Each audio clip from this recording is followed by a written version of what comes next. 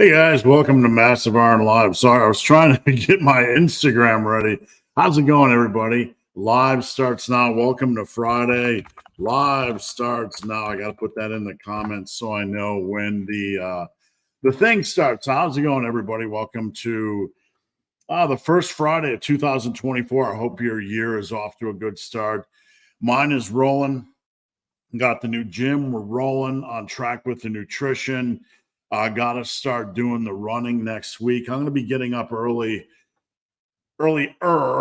next week, and I'm going to be doing a live on my other channel for about 15, 20 minutes every day. I think it's going to be about 8 o'clock. So just keep an eye out for that. Before we get started, a couple of housekeeping things. If you're new here, welcome to the channel. I appreciate you coming in to the live. Don't be shy about asking questions. I'm here to help. It doesn't matter if you feel a question's been asked 1,000 times before. That's what I'm here for. Next week, I'm going to try to be running live through my real camera. I got everything set up, I think. So we're going to try to have a better picture, better look, better lighting, etc. So we're going to try to improve over time. Before we get started, guys, if your questions aren't going through, it's not me throttling you, it's YouTube. So try shortening your questions. Try rephrasing them. Sometimes YouTube will throttle someone or not allow a comment to go through because of a naughty word or because it's too long, etc. So also a couple of housekeeping things, or I already said that. Let's just repeat myself, right? A couple of notes. If you need coaching, you can check out superlivingtoday.com. I'm pretty full right now, but it is the beginning of January, so I don't mind overextending myself. If you need help, please check it out. There's no pressure for coaching. I run coaching a lot different than most people do. Most people just do weekly check-ins. I do daily check-ins, and I'm not going to take up a lot of your time, but I'm just not going to do a weekly email check-in. That's useless for me. I want to stay in your flow and your rhythm and your pattern. You can send form videos every day. Communication is what I'm about. So my coaching is a lot different. My rates are also generally a lot lower than everybody else online. And people ask, how can you do that? Well, I coach for a living. I'm not just trying to, take on 10 people and get everybody for $500 a month. I do coaching from sun up to sundown so I can offer a lower rate. I'm super efficient at what I do. I'm not being distracted by a bunch of other stuff. I have coaching and I have Team Massive Iron, and everything else is a background priority for me. If you want to join Team Massive Iron, if you are not interested in coaching but want some general form help and some general help, check out teammassiveiron.com. teammassiveiron.com. It is a website. All right. No one sent me the link to this on Instagram. If any of you guys are watching on Instagram Live, please send me the link via DM on Instagram. I've asked Team Massive to do it, but they're all slack-assing, all asleep. I don't know what's going on with those folks, but I'm gonna, put my boot in their ass for not doing that. Anyway, just kidding. If any of you are watching on Instagram and you have the link to a live video, send it to me because it's really hard. Instagram is really wonky, and I'm trying to run this on YouTube and Instagram. Anyway, enough of the banter. I won't be able to see you guys on Instagram until somebody sends the link. So anyway, let's get rolling. Rico, good afternoon, Rico. Thanks for tuning in from Team Massive. Paul from Team Massive. If only, and I always like to stress the word only, making a +1 a month, how much longer should a bulk continue? The bulk is on its own path, right? The bulk and +1s are on, different trajectories. Thank you, Steve Williams, for sending the link to the live. It just sent me to my homepage, Steve. I can't see that. Sorry. That's prompting me to log in. Let's see. The live stream is not up on Instagram. I'm pretty sure it is because I set it up on Instagram, so it said it was live. You might want to double check on that. So anyway, let me get back here to what I was just blabbering on about. The Paul, the trajectory of the bulk, the bulk's on its own trajectory, right? The bulk is going to do what it's going to do. You're going to follow a bulk. We don't stop a bulk if progress is slowing. The stronger you get, the slower progress is going to be. So we can't just arbitrarily stop a bulk because we're not getting the results we want. Because what's going to change? You're going to go back on the bulk and you're going to start over again. So do you really want to go on a cut, lose a bunch of pounds, and then restart the process over? Does that make sense? So stay true. Trust the process. Dig in. It's a long-term process. You're doing fine. A +1 a month. CJ says he doesn't see the live stream here either. I don't know what's going on, man. Instagram's so damn funky. I apologize. I think I might have put it to subscribers only on Instagram. So if you're not a subscriber, you got to subscribe to me to see it. That's probably why you guys are not seeing it. But Paul, does that make sense? +1 a month is going to be 5 to 6 pounds to your max. That's 60 pounds to your bench a year. That's damn good progress. So why would you stop that? Right? Why? And I'm never being hard on you, Paul. I'm just being real. And that's as real as we can get. Dumbbells and donuts. Happy New Year to the good ship Team Massive and all who sail in her. Thank you for joining in. Dumbbells and donuts from Team Massive. So is Doc. Anthony says I'm subscribed, but don't see you. I'm sorry, guys. I don't know what the hell Instagram's doing. I shared the live, and I apologize. Instagram is so bizarro. Doc from Team Massive. I find weekends to be a struggle with nutrition and unable to get on target. Any advice? Now, Doc, I'm going to be polite, but I'm going to be blunt. Get your head out of your ass. Why are they a struggle? That's self-inflicted. And look, I'm not sitting on a high horse saying I don't do the same thing, but we have to, when it comes to the weekend, even more so on the weekend, we need structure. We need a plan. Now, if I'm going to have a little bit looser weekends, then I'm going to eat less before 5 o'clock or before the big meal. Okay, I'm going to not fast necessarily, but I'm really going to reduce what I eat, probably focus on protein. Does that make sense? And we have to analyze why we are struggling, right? And we have to balance why we are struggling versus what our goals are. If we're constantly being pulled off track from our goals, we need to sit in front of the mirror for a while and go, what am I doing? Am I really serious about my goals, or am I playing pretend? Is this something I really want? Because if it is, you have to go for it. You're going to have to make some sacrifices. Muscle building is simple, but it's not easy. You are going to need to make sacrifices. There are a minimum amount of sacrifices you're going to need to make. And one of the things I do not tolerate personally from anybody else, because I do not tolerate it from myself, is excuses.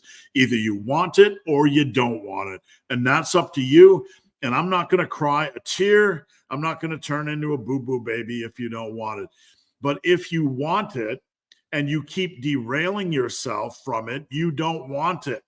You're playing pretend, you're playing dress up, and you have to at some point make sacrifices.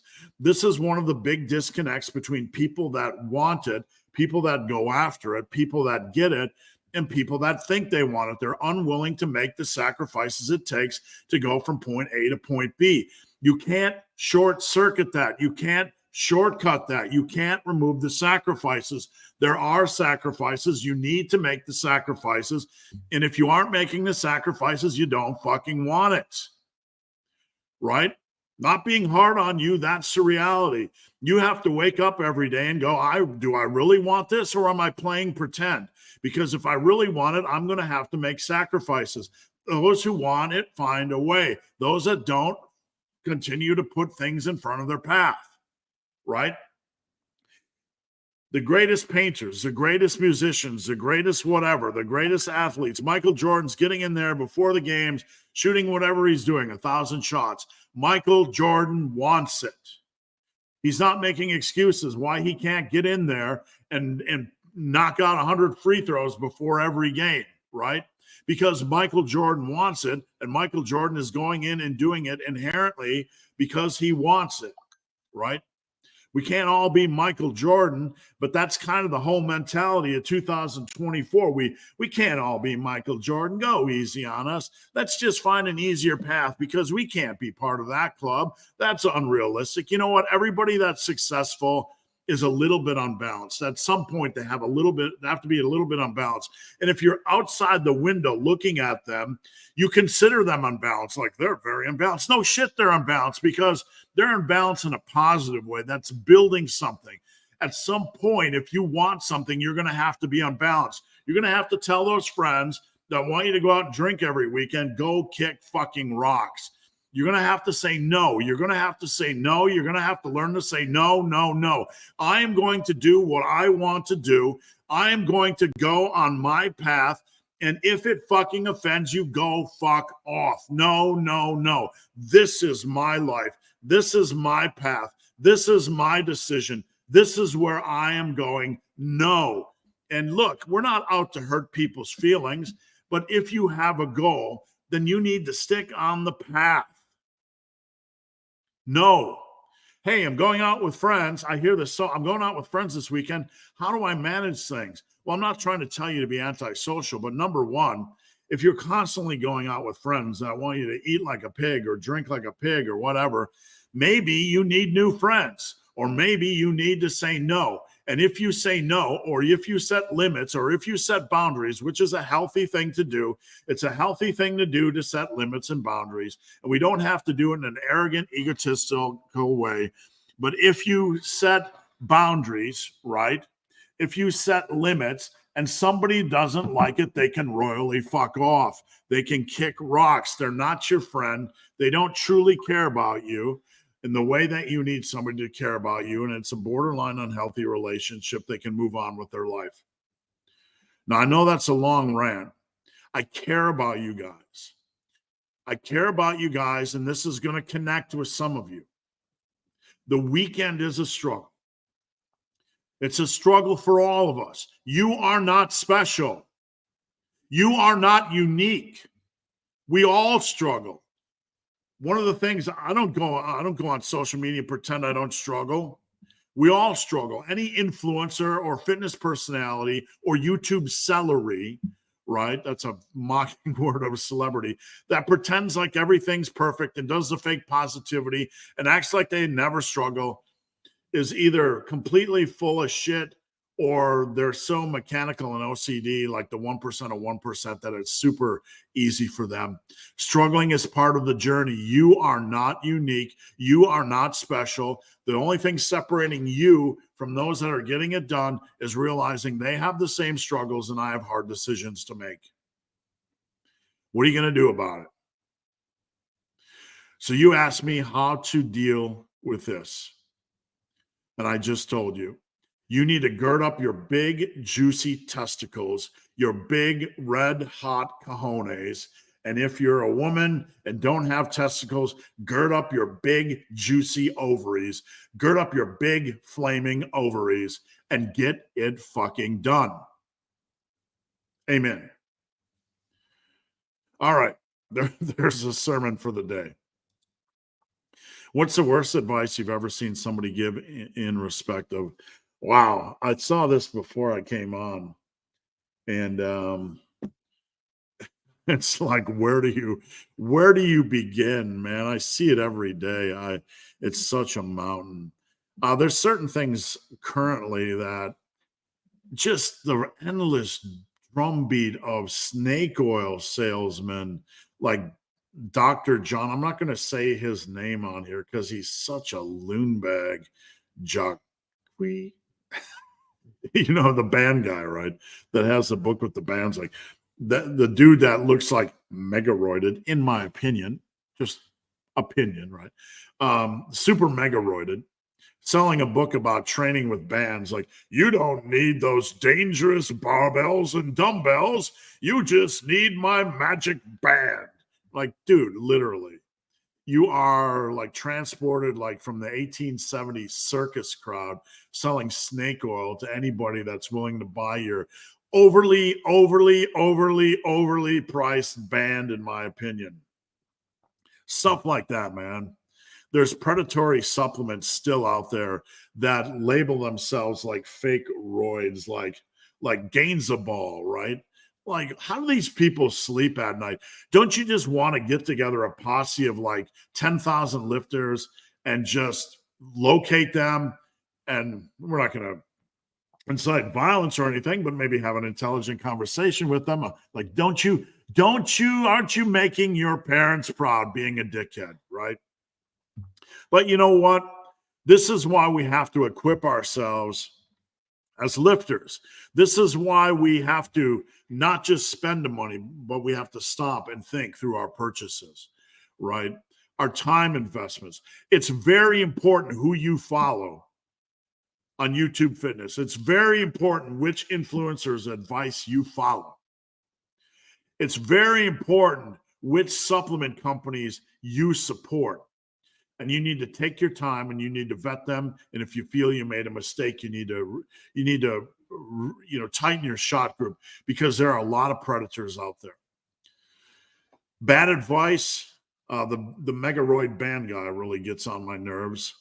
Pretty much anything V-Shred says, they're still handing out trash advice about, what's your body type? Let's figure out how you need to lift based on your body type. You need to lift the same fucking way everybody else lifts, with a barbell and a dumbbell, machines and progressive overload, consistency, and nailing your nutrition, and your body type doesn't matter.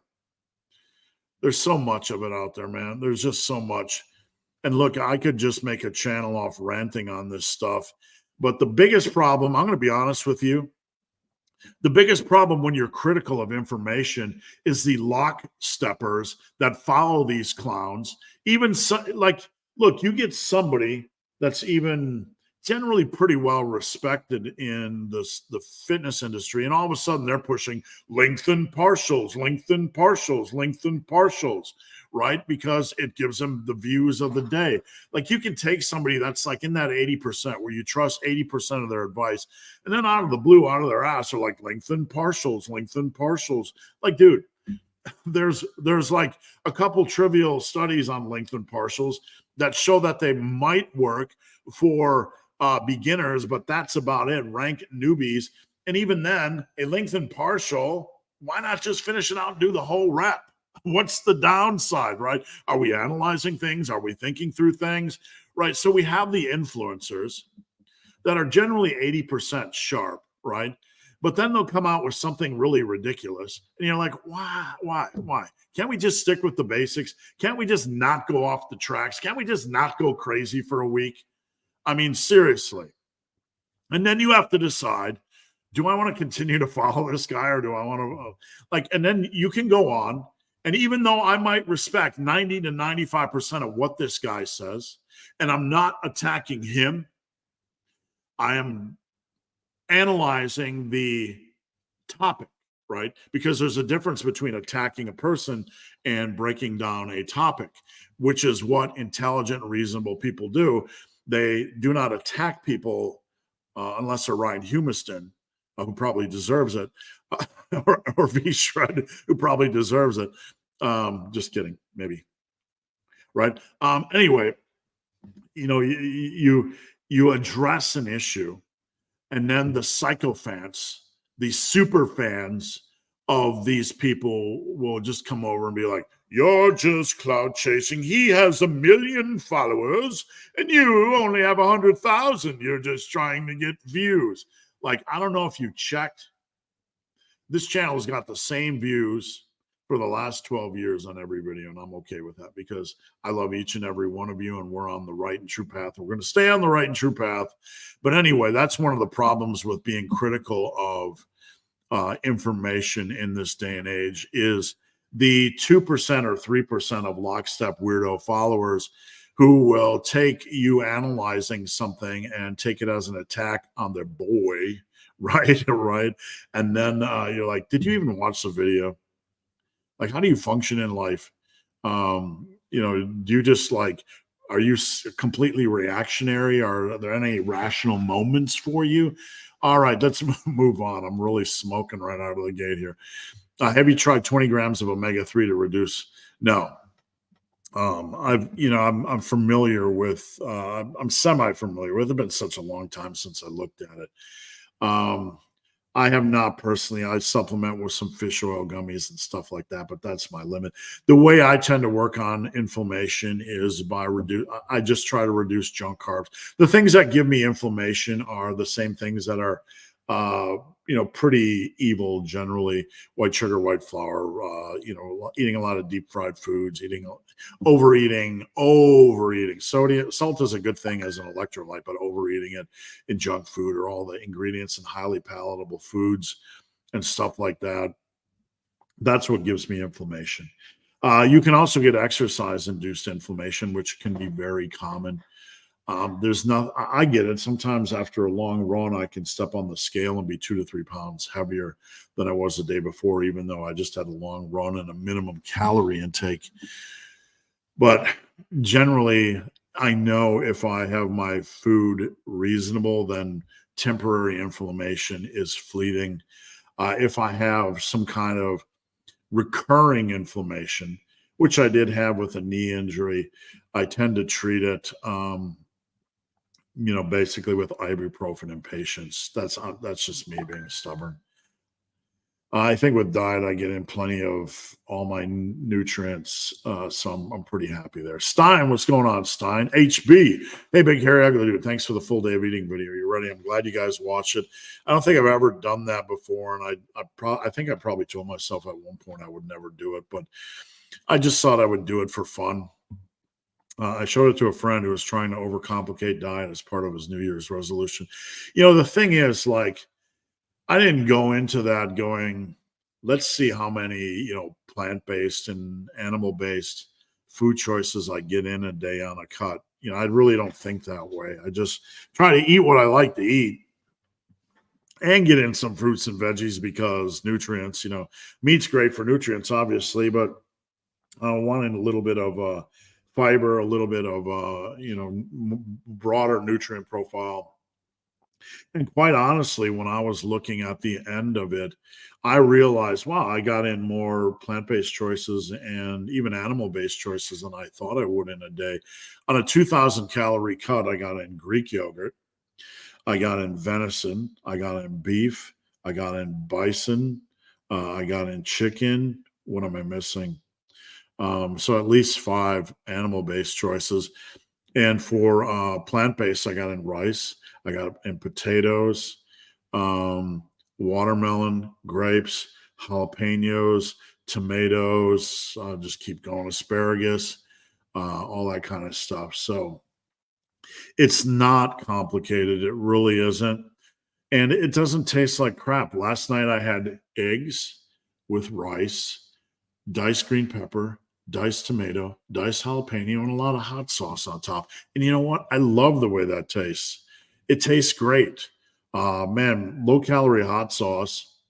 There's so many low calorie sauces you can put on stuff that if that's like your 2, 3%, barely any calories, and adds a little bit of flavor, go for it. I can pretty much eat rice and eggs and jalapenos without seasoning it.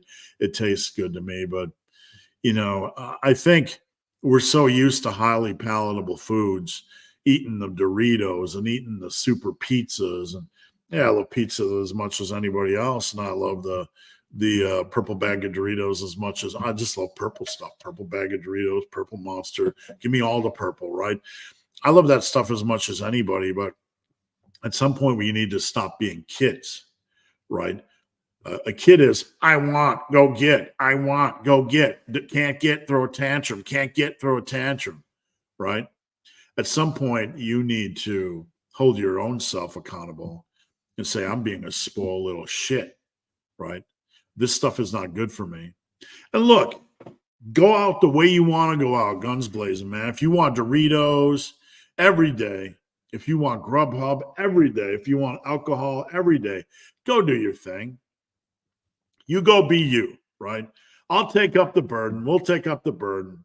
Extra healthcare costs. We'll trade that in for you dying early. And that sounds morbid, but that's kind of the trade-off, right?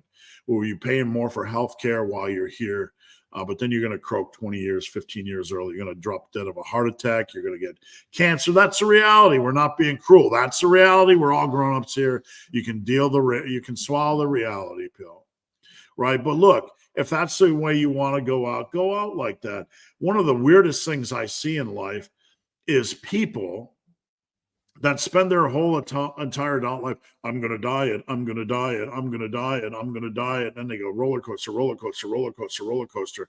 And then for like short bursts, they're doing like the soup and cabbage diet or the chicken breast and monkey piss diet or whatever. Or I'm going to do keto for a week. Or they start posting keto recipes on their damn Facebook wall, but then they never cook any of them, right? And they do the thing for 2 days and then they go back to their own, and they live in this mental hell.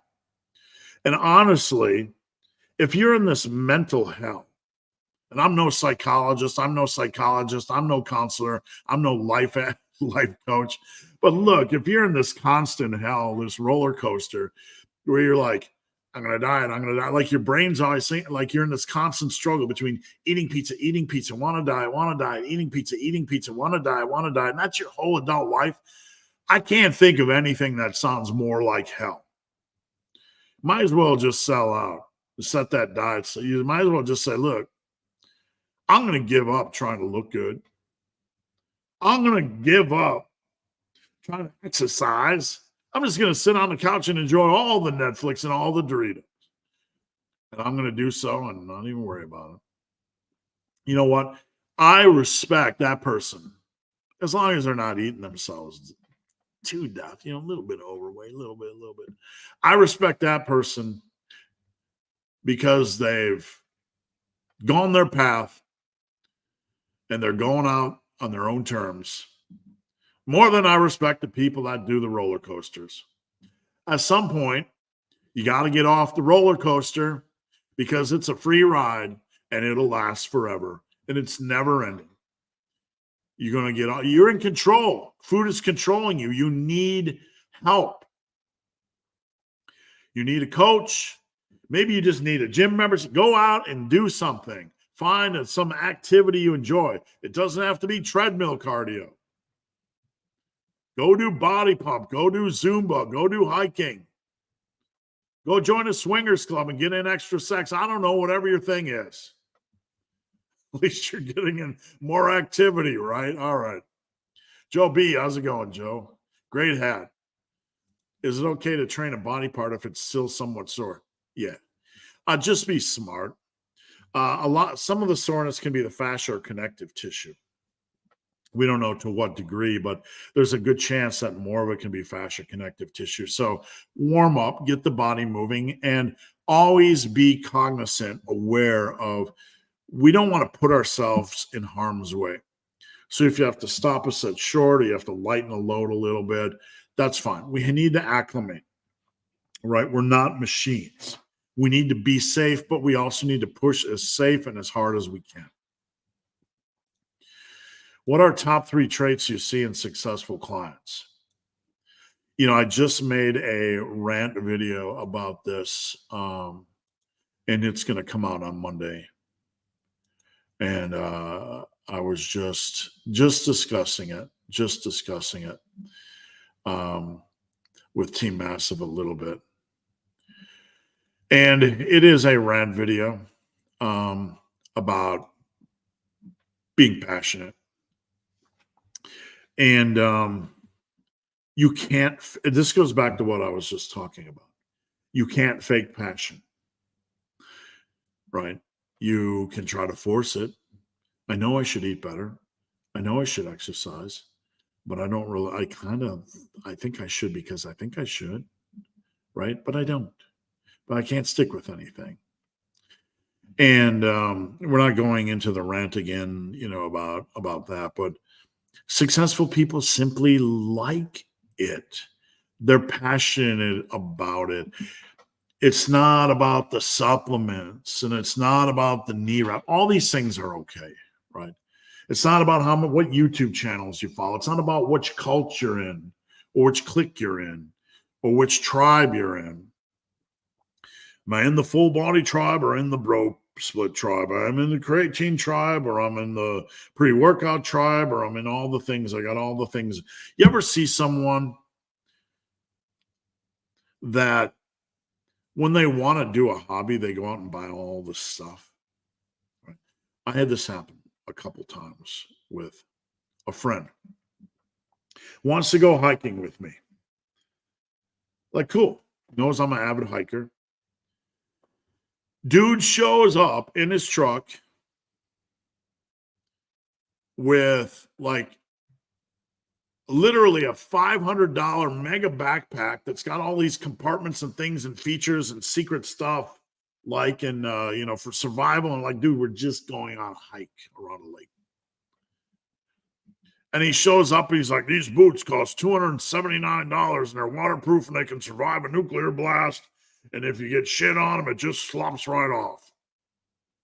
They're stink proof, waterproof, death proof, frog proof.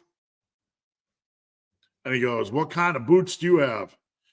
And I said, I got $20 waterproof boots from Walmart. And I'm not trying to be holier now, but like, you ever have somebody that gets into a thing and they buy all the stuff, right? All the stuff. It's like having a Ken doll. Like, today I'm going to take Mr. Ken doll, Mrs. Barbie, whatever your thing is. No judgment. Whatever your thing is, right? You're like, today I'm going to take Ken doll and I'm going to turn him into a ninja. And we're going to buy the ninja clothing. And we're going to buy the ninja building. And we're going to buy the ninja. We have to have a ninja secret ninja car, a ninja cave, right? So you get people that like are playing dress up with hobbies. They buy all the stuff, right? And then they go do the hobby and they're like, oh, I don't think I'm really about that. I've seen people do this. The point is people do this in lifting, right? And some of this can be motivational. I've seen many lifters take a myriad of supplements that might not even be worth it, but it helps them motivate, right? So in effect, it's part of their motivational profile. But it's usually because lifting is a passion, they surround themselves with this other motivational profile, right? But then you have people that do it opposite. They surround themselves with all the stuff, but they don't really like the thing. So successful clients, they have to like the thing. Like, I can't make somebody submit workout reports or weight. I can't make you, like, if you hire a coach, I can't make you do that. I can't make you communicate. I can encourage you, please communicate. Please send workout reports. Please send weight. Give me some information to coach you with. And look, you have to meet people where they're at. This is a vital, important part of coaching. This is serious business. We are trying to help people, and everybody is at a different spot. And a bad coach, a bad trainer will be like, if you don't submit workout reports to me, you're not serious, right? Well, we have to meet people where they're at and try to walk them to the next step, try to help them see the light. That's what we're doing, coaching and training. We're training people to improve. And we don't get mad when they don't do these things. But you asked what are the top 3 traits of people that are successful. They have reached that passionate stage. I don't have to ask them for stuff. They're there. I'm no longer trying to coach them to get on the tracks. They are on the tracks. There's 2 types of people. People you're trying to get on the track and people that are on the track. And people that are on the track, you're just trying to get them to stay on the track. Because if they stay on the track, like Paul earlier about the +1 and bulking, just stay on the track, Paul. Just stay on the track, Paul. Paul, just stay on the track. That's what we're trying to do. We're trying to get them to stay on the track. And people that are on the track and stay on the track, that's the top trait. Another one, there's a difference between people that call out their excuses, don't tolerate their excuses, are aware of their excuses, self-talk their excuses, and those that just make excuses and don't realize they're making excuses and think everybody else around them thinks, oh, that's a valid excuse, when everybody is really thinking that's a fucking excuse. That's the truth. Look, if you're making excuses, you need to understand the serious people around you are going, right? You're making an excuse. I don't have time. Full bullshit. You know how many people I see that say they don't have time, and then like you see them on social media, like they have a social media addiction, or they spend 30 minutes a day trying to figure out what they're going to Grubhub. I don't have time to cook. I don't have time. The excuses, I don't have time. You know, just the excuses. People either call out their, you got to decide which camp you're going to be in. You're going to be an excuse hunter.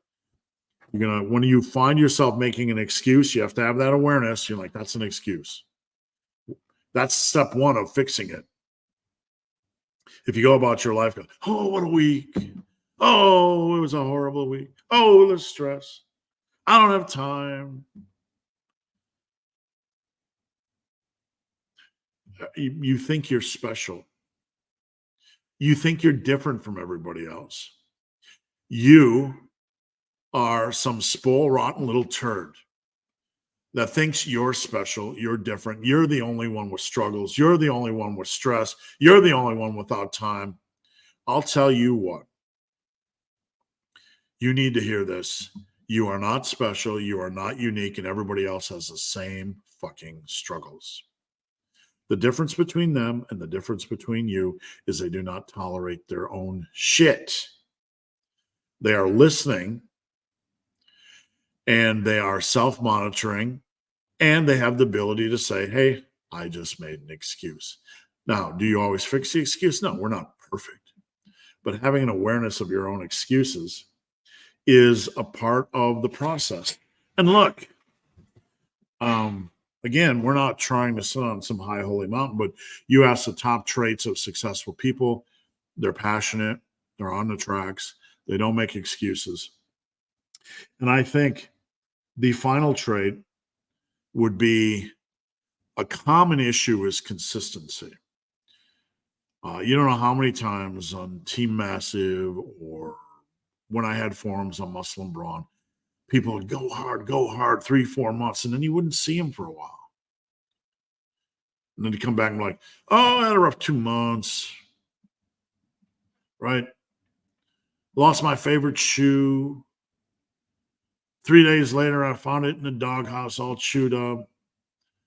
I had to go spend 2 weeks trying to find the right size of shoe. I started eating pizza. And then my mom came down with a bad cold. And then they're like not lifting for like 2 months.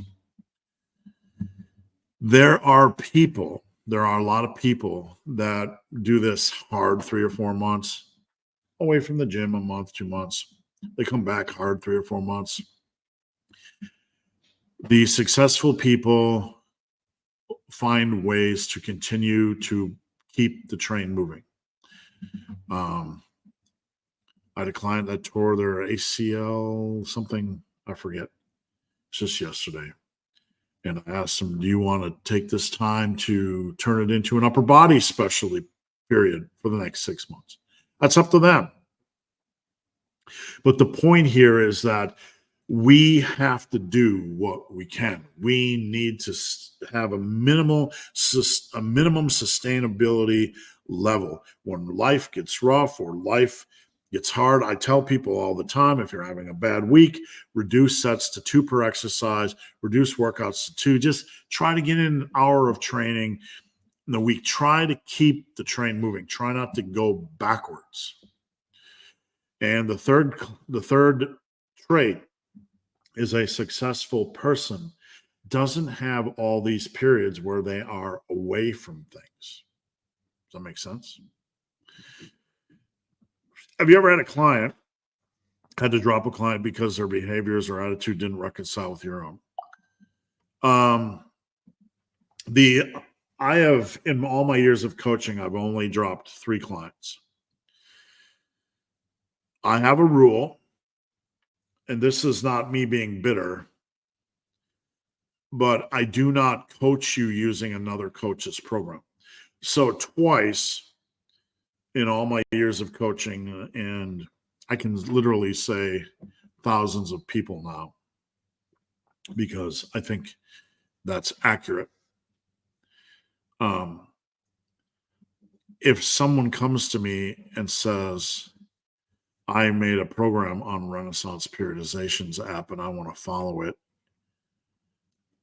like, then it's not being bitter. Then go be coached by RP. Save the spot that's for somebody that wants to be coached by me using my methods and my programs. And I've had people that are like, I want to run strong lifts, and like, I don't believe in strong lifts. I don't believe any program can work, but I don't believe in many of the common pillars of strong lifts. I don't believe it's the best path for success. I can't coach you on somebody else's program. I want to coach you on my programs. So it's not like I just go, you're fired, right? Like some big asshole. But we have a conversation, and I say, I want to coach you on this stuff I want to coach you on. And, if they really want to go and have a period where they want to play with strong lifts, there's nothing wrong with that. I've tried just about everything I talk about in my, I don't know, I'll be 57 this year. We're going on 39 years of lifting, right? There's nothing wrong. I just don't want to coach somebody that wants to try a program that I don't believe in. And I've had one client that I've fired because they didn't respect my time. Like, I have a training app. We have messaging in the training app. But people that treat you like a dog, like you're supposed to respond just whenever they want an answer. And, this happened on hey, I just sent you a 15-minute audio. I need a response right now. And it's like Sunday night at 4:00 and you're driving with your wife. It's like, no, I can't. This is a boundary. We have to be reasonable, right? With what we expect from other, like, just because somebody buys a coaching service doesn't mean they own you. And I'm very flexible, and I give all I can. I give all I can, and I love coaching. But there's occasionally somebody and this doesn't just have to do with coaching. This has to do with relationships or coworkers or something, that they feel like they own you, right? You've all probably had an employer that felt like they owned you just because you work for them. And they didn't respect your time, and they didn't respect anything about you. They expected you to be a machine, always productive, etc. All right, Big J, Happy New Year. Thanks. And Team Massive. If you do 4 sets for an exercise, should the rep goal increase? Yeah, you want to keep about the rep goal system, or average reps per set. You want to keep that average about where you want to target. So let's say you like 8 reps on average per set on pendlay rows. Well, for 3 sets, your rep goal could be 24 or maybe 25 to facilitate around 8. If you want to do 4, it could be 32, 33, 34, 35, somewhere 8 or a hair over. Does that make sense? Morning, Massive Mammals. Thanks for tuning in. Sometimes I feel lateral raises in my traps. That's normal. Any movement where you're raising your elbows like this, watch my traps, okay? See that? The traps are involved in overhead press shoulder, They're involved in high pulls. They're involved in lateral raises. It's a compound movement. Traps are part of the mix. If you feel traps, that doesn't mean your shoulders aren't working. A, it doesn't mean your shoulders aren't working. B, it means your traps are probably a weaker movement pattern in the muscle group. And C, there's nothing to panic about. There's nothing you're doing wrong. It's a compound movement. We have to forget how we feel, and we have to get that movement strong. I never feel my quads during squats, yet my quads are big. I always feel my hamstrings. What that means is my quads are working so hard to push the weight up that the smaller muscle group in the mix is really getting taxed hard because it's not as strong as the quads. Your traps aren't as strong as your delts. Your traps aren't as strong as your triceps. Your delts are working so hard. Your triceps are working so hard that the traps are struggling to keep up. Okay? So that doesn't mean it's all traps. What that means is usually the opposite. The smaller muscle group is trying to play catch up. And it's usually a good thing. It usually means your side delts are working hard, your triceps are working hard, and your traps are being forced to overcompensate a little bit. This is a generalization, but I believe it's fairly realistic. Also, when doing seated OHP, as I grind out the last few reps, my back has a tendency to, it's okay to get in that position. Like, you don't want to get straight upright on an overhead press and then smack the dumbbell in your chin.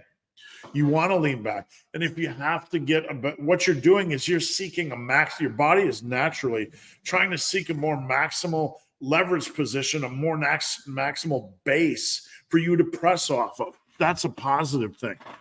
Your body is trying to seek a better platform intuitively to press that weight up. Don't overthink this stuff. I arch my back on all presses because I like that bracing. That arch isn't moving the weight up. That arch is facilitating a proper lane, so to speak, to press the weight up. You don't force your torso to be a plank. That's arbitrary. This is an arbitrary rule. I must be a plank. I must be a plank. Every angle must be straight. That's an arbitrary rule. Why does every angle have to be straight? Why can't we be natural, arch our back, and get in a good platform to press with, right? So this is one reason we have these discussions, not to bash on I'm a dead, which is superpower, but to weed through these things. This is why it's good to talk about these things. Arbitrary standards in lifting are just that. Like cable tricep extensions, I must have my elbows straight at my side, right? That's, if you don't, you're cheating, right? No. The part of the function of the triceps is, long head of the triceps is elbow rotation and extension. So maybe it's better for the triceps. Or like when you do, like people that think when you're doing a triceps exercise that you, like when you're doing skull crushers, it has to be like elbows in, right? Like, oh, we can let the elbows rotate out a little bit naturally. Imagine using the word natural. Where when we do an exercise, we let things rotate a little bit naturally. That's usually a little bit better for your joints. Like on a skull crusher, elbows are out a little bit. They feel natural. We're not putting unwanted stress on our elbows. We're going down. We're going to rotate a little bit and press. Whereas like the arbitrary standards, everything must be a straight line. It's silliness. It is. And I'm glad we had this discussion because you do not need to be a plank, right? You need to listen to your body and be smart. Being a plank isn't going to make it harder. It's just in a positive way. Your focus is on being a plank rather than on bracing and pressing the weight. Let's get strong, folks. What is the most memorable dream you've ever had? Man, I don't know. I don't even know. I couldn't. I don't know if you mean like sleepy dreams. I imagine. I would have to think about that a million times over. Big J, you talked about normalizing weight in slightly underweight males. What do you mean by that in terms of building muscle? I mean, if you look at like a group of, I'm just going to use common sense here. Okay. If you look at a group of 100 men, age 20, which ones look underweight? Which ones look fat? Which ones are fairly normal? If you're 5'10" and you're 135 pounds, you're underweight, right? It's not a formula, and we're looking for a formula, but we have to understand it's not about a formula. And it's not about a weight. We still have to use the same bulking and usually what happens here in these discussions is underweight guys are trying to find a way not to gain weight at all, or to slow the rate of weight gain, or they feel fat. There's a hard transitionary bridge from underweight to normal weight because they're used to it and they feel fat and their bellies feel full and all that kind of stuff. I'll tell you this. Most pro body, natural bodybuilders that compete are in their 170s, maybe mid 180s. Okay. Compete ripped. Pros. They're most of them aren't at their max natural potential, but they have a lot of mass for natties. They compete 175, 185, maybe 188, depending on the height. Okay. Pros. Off season, they're going to be 190 to 200.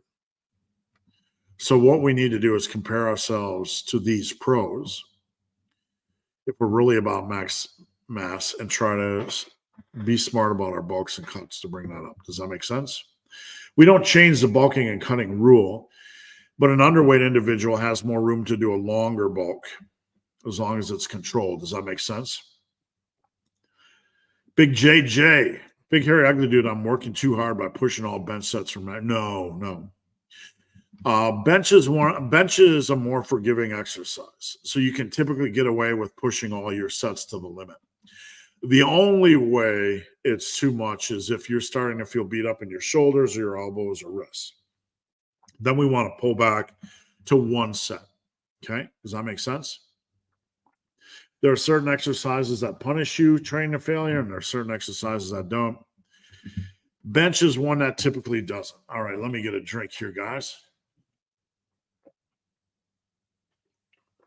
All that yabbering. Here's something that I think about would be fun for you to create. Massive back. Similar to how you did big bench, a back focused specialization program.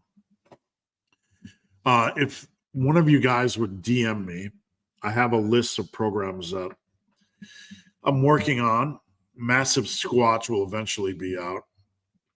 Once I settle in, I'm almost done. I'm literally 90% of the way done. But if one of you guys could DM me with this idea so I could put it on the pile. Yvonne, how's it going? Where can I send you my workouts so you can analyze it? Email benthebarman@gmail.com. benthebarman@gmail.com. And what I'm going to do, or you can send it on Instagram at benthebarman, or my email is benthebarman@gmail.com. Now, let me get that off there. Where you at? That's banners, remove, comments, so many different things behind the scenes here. Tips on getting past a mental block on gaining weight past a certain number. Number one, tell your mental block, because we have a plan and we need to stick to the plan. The plan will not let you down, but your mental block will. A plan, when it's wisely constructed and reasonable, is the golden path forward. The thing in your brain that's telling you to leave the plan is a liar. It's a deceiver. So we have to be aware of that, and we have to push back against it. And if you want to be yelled at, go look at my rant earlier about doing what it takes. Chris, I do not give a fuck what you are going through mentally. I don't. I'll break out the little violin and I don't care. Right?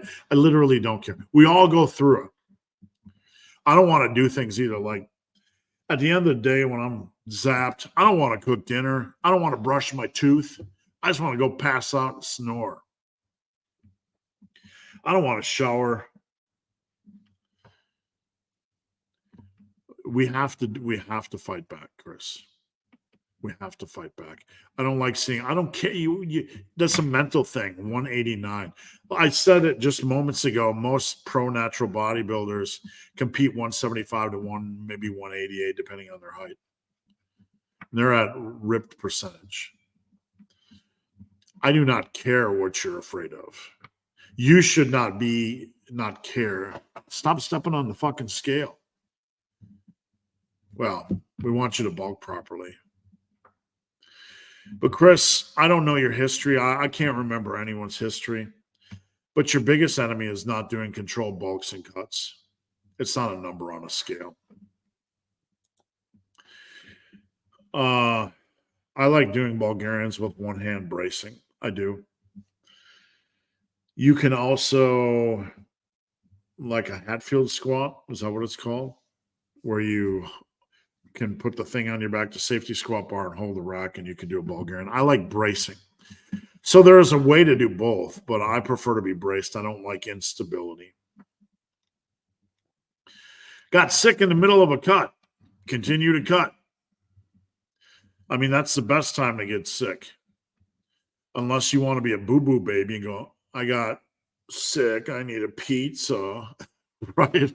I do that too. I'm not judging, man. I'm a big boo-boo baby. When I get sick, I'm like, I'm sick. I need ice cream. I do it. But the best time to get sick really is a cut, because if you're in a bulk and you get sick, then you probably have to drop the maintenance for a while and get derailed, and that's really aggravating. But if you're in a cut, continue to cut. Big CJ, do you use lifting chalk? Not really. I use VersaGrip Pros, and they do all that I need them to do.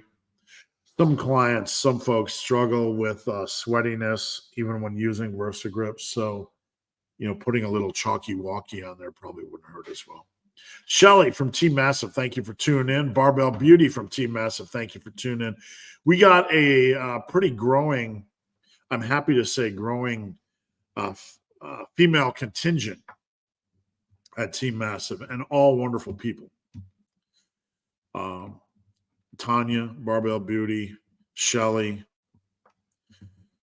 of course, the assassin, Kayla, just some wonderful people. So I appreciate each and every one of you. I'll probably leave some people out.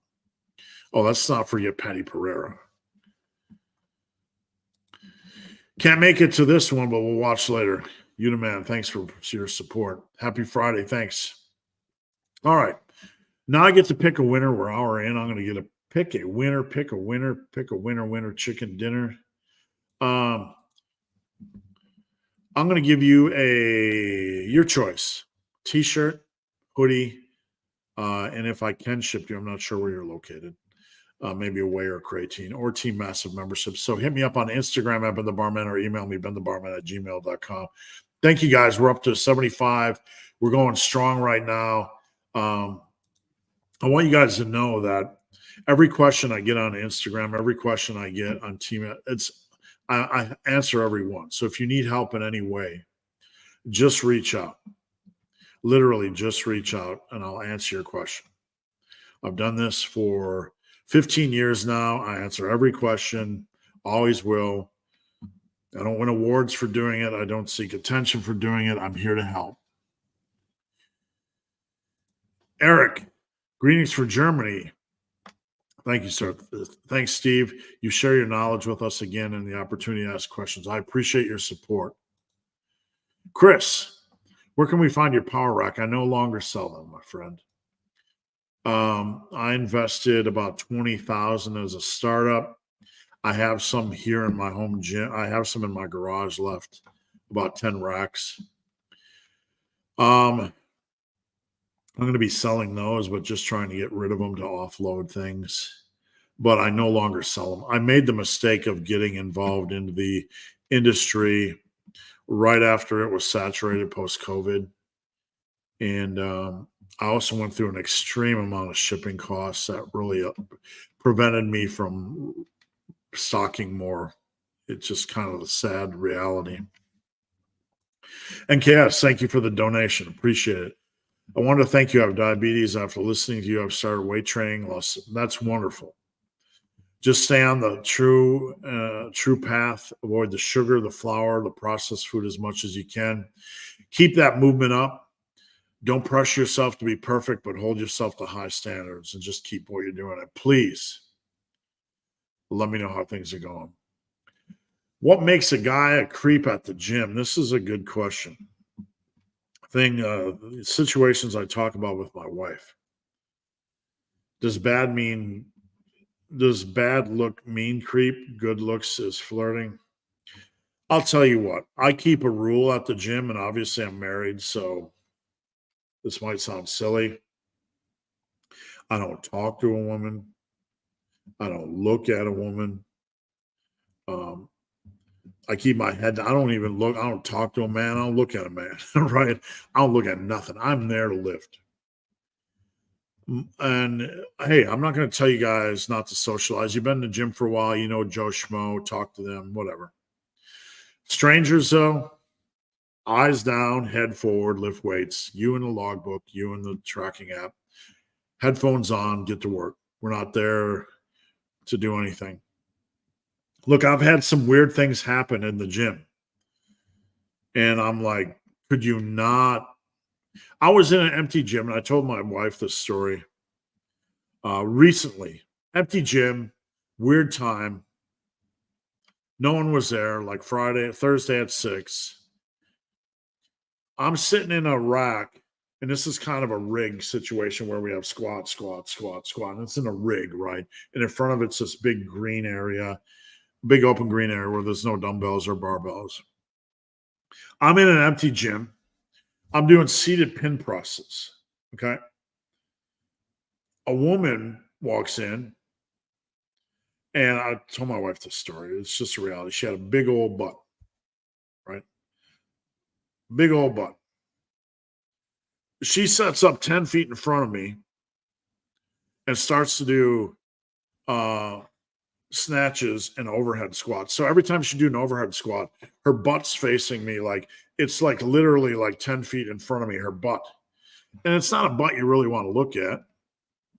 But when you're doing seated pin presses and there's a butt right where you're looking, like you're just trying to do, and there's a big old butt, like, why, of all the places in the gym, this vast gym, did you have to put your butt 10 feet in front of my face? Number one, it's not the best butt. I know it's the only butt you have. So cheers for having the only butt you have. And cheers for being in the gym and working hard. But why do you need to put your butt 10 feet in front of me when I'm sitting down? You're straight in my plane of view. It's hard not to look at the butt, even indirectly. So I got to be like, look down even further. I am very proactive in keeping people out of my vision. I just am. Too many weird things in the gym, right? I am not there to look at anybody's butt. There are some people that go to the gym dressed in ways that are like, geez, stuff's falling out, hanging out, bits are hanging out, booty hanging out, things hanging out. No underwear wearing, a little bit snug. I don't want to see any of that stuff. But if it's there, I'm not there to psychoanalyze you. I'm not there to be like the wardrobe cop.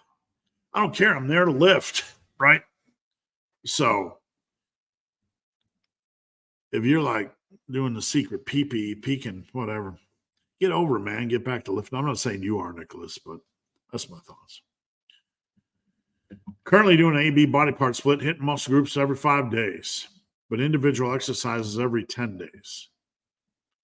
No.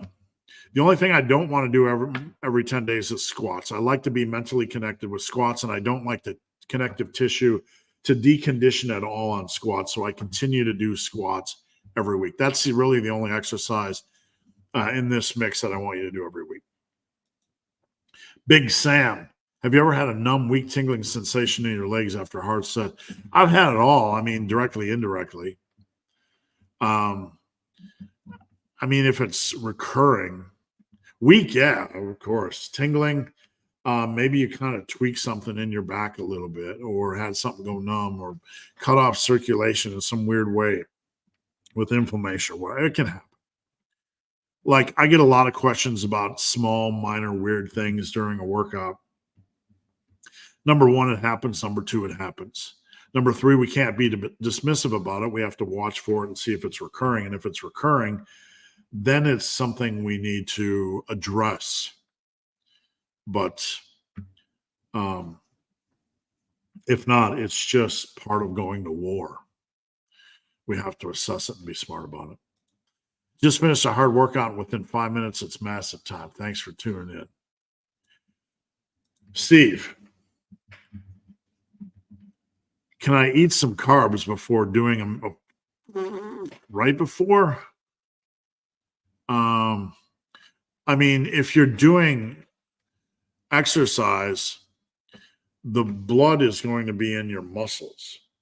So if you put a lot of food in your stomach, you're asking your body to decide whether it's going to use blood to digest the food or to in the muscles.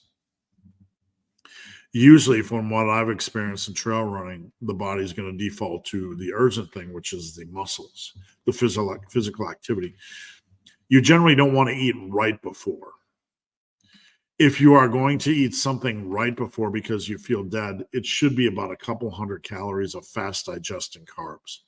So when you get those little breaks on a martial arts workout and the blood you can cool down slightly and get some of that digestion going. But, you know, an hour and a half before is probably best, or maybe an hour before.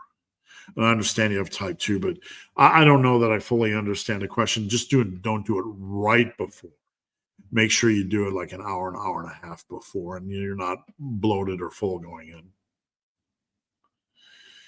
JJ did a +1 on the last.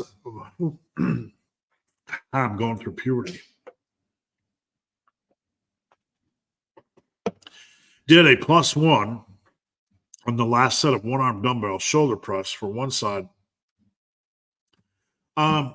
Normal. You're always going to have a weaker, stronger side unilaterally on arms. Nearly every man, woman, and child has this. I always train the weaker side first, and whenever that hits 8, 9, I stop the stronger side at. I've never had that let me down, and that's pretty much the way I go about business. Raphael, I did a great first week of training. This year will be the best. Just keep it up, man. Keep the bridge going. Keep the bridge going. What do you think of Fedosia, Agrestis, ashwagandha, and Tonkat Ali? Ashwagandha is generally reasonable as far as research for stress and relaxation and anxiety. I take ashwagandha. I don't really think there's any downside. I take gummies that I get off of Amazon. Boosting test levels, I would never take a test booster. I don't care how much research there is. The best way this is a lot of money for really, you're going to find no significant difference. Get better sleep, eat better, get out in the sun. That's going to do far more for your test levels, light years ahead. I would never take a test booster in any way, shape, or form. Certainly not going to change the mass. Like many guys, I'm not saying this is you, but guys are like, my test levels are only 279 or 315 or a little bit low. I can't build muscle. And then you have the women who don't have anywhere near the testosterone levels you have, building muscle, like my daughter. Like, guys, I don't care what your test levels are, they're still way ahead of every muscular woman on Instagram. That's no excuse. I'll never build much muscle because shut up. Let's be realistic here, right? So no, don't waste money on test boosters. Get a coach. Join Team Massive. That's a far better investment of your money. I don't care if it's me as a coach. I don't care who it is as a coach. Don't waste money on that stuff. Find somebody that can help you with form, that can focus your training. It's a much better value. Will I ever be diabetes free? Well, type 2, I manage my type 2 very well. But when my sleep is bad and I combine that with a couple of drinks and bad food, I do get blood sugar issues, right? So I manage my diabetes. There are periods where obviously we're sloppier than normal, but it's all about diabetes management, right? We can't just be free of, I'm not saying you want to, but we can't be free of diabetes and then go back to, eating the old way. We're on the path. We need to stay on the path. Is the old 20 rep squat program worth trying? 20 rep squats are worth trying. The very minimal type of program, where you're doing squats. And I don't remember what Randall Strauss's program was specifically, but if you're going to do any type of training, you need more than minimal work. You need 20 rep squats in the context of a more fleshed out, well-rounded program. And we don't need to overbulk. We just need a reasonable bulk. That's not overbulk. Most people don't have good enough squat form to get much out of squats to begin with. And that's just a reality. Have somebody make sure your squats are nailed before you ever consider one of those programs. One of the issues back then was that these guys didn't have access to the internet, and they didn't realize that probably 90% of people that squat are really struggling with their form and not getting a lot out of it. That's one of the issues you see on the worldwide inner tubes. I'm not getting anything out of squats, or I'm not getting quad growth out of squats. And for a while before I started coaching, I found this very curious. But now that I have access to 1,000 squat videos plus a year, I realize 90% of people are working on form, and their form really isn't, when they come to me, good enough to get really much out of anything out of squats. If you're adding +1 to your bench every 3 weeks, that's amazing progress. You're at 275, which is late intermediate for a natural lifter. You're right around a 300 bench. And 1 rep is adding 5 to 6 to 7 pounds to your bench. That's amazing progress. It's not going to sustain. You're going to drop to every 4, 5, 6 weeks, but that's still amazing progress for where you're at. That's going to get you to 350 before you know it. Do you use the 531 in the massive iron world? Well, the 531 is a Wendler creation, but it is just a rep system. I have John Christie, who is no longer with us, had a 531 program before Wendler. And I'm not saying Wendler ripped him off. Okay. I'm just saying 531s existed long before Wendler. And there's no new thing under the sun. I had a 531. But the problem is everybody associates 531 with Wendler. Therefore, no one on earth can do a 531 program, right? But I put together a 531. So yeah, there is a 531 program. Anybody wants it? Let me see. I got an itchy nose. What does that mean? 531 Steve Shaw. Let's search the internet. Oh yeah, massive iron 531 power building program. Don't hate me. I do so many programs. This is on Tiger Fitness. Okay. If you search massive iron 531, you're going to get a program I put together on Tiger Fitness. Just search massive iron 531 and you will be G to G. Love the full day of eating video. Thank you. Based on your rant, can you do a full day of eating during the weekends? How do I eat on the weekends? What am I going to eat? We eat different tonight. Friday night is my scandalous night. I eat the same during the day, but during dinner once a week, I get my wife gets sashimi, a 21 piece sashimi. That's her treat. Raw fish. I'm not kidding. That's her treat. And I get filet, teriyaki filet with rice from the Japanese steakhouse. That's what I get. I get filet, big juicy filet, sliced filet, cooked properly with teriyaki and rice, and all kinds of broccoli and carrots. That's my splurge on Friday night. Calories are still good. So that's my fun Friday night, my variance, where we order out.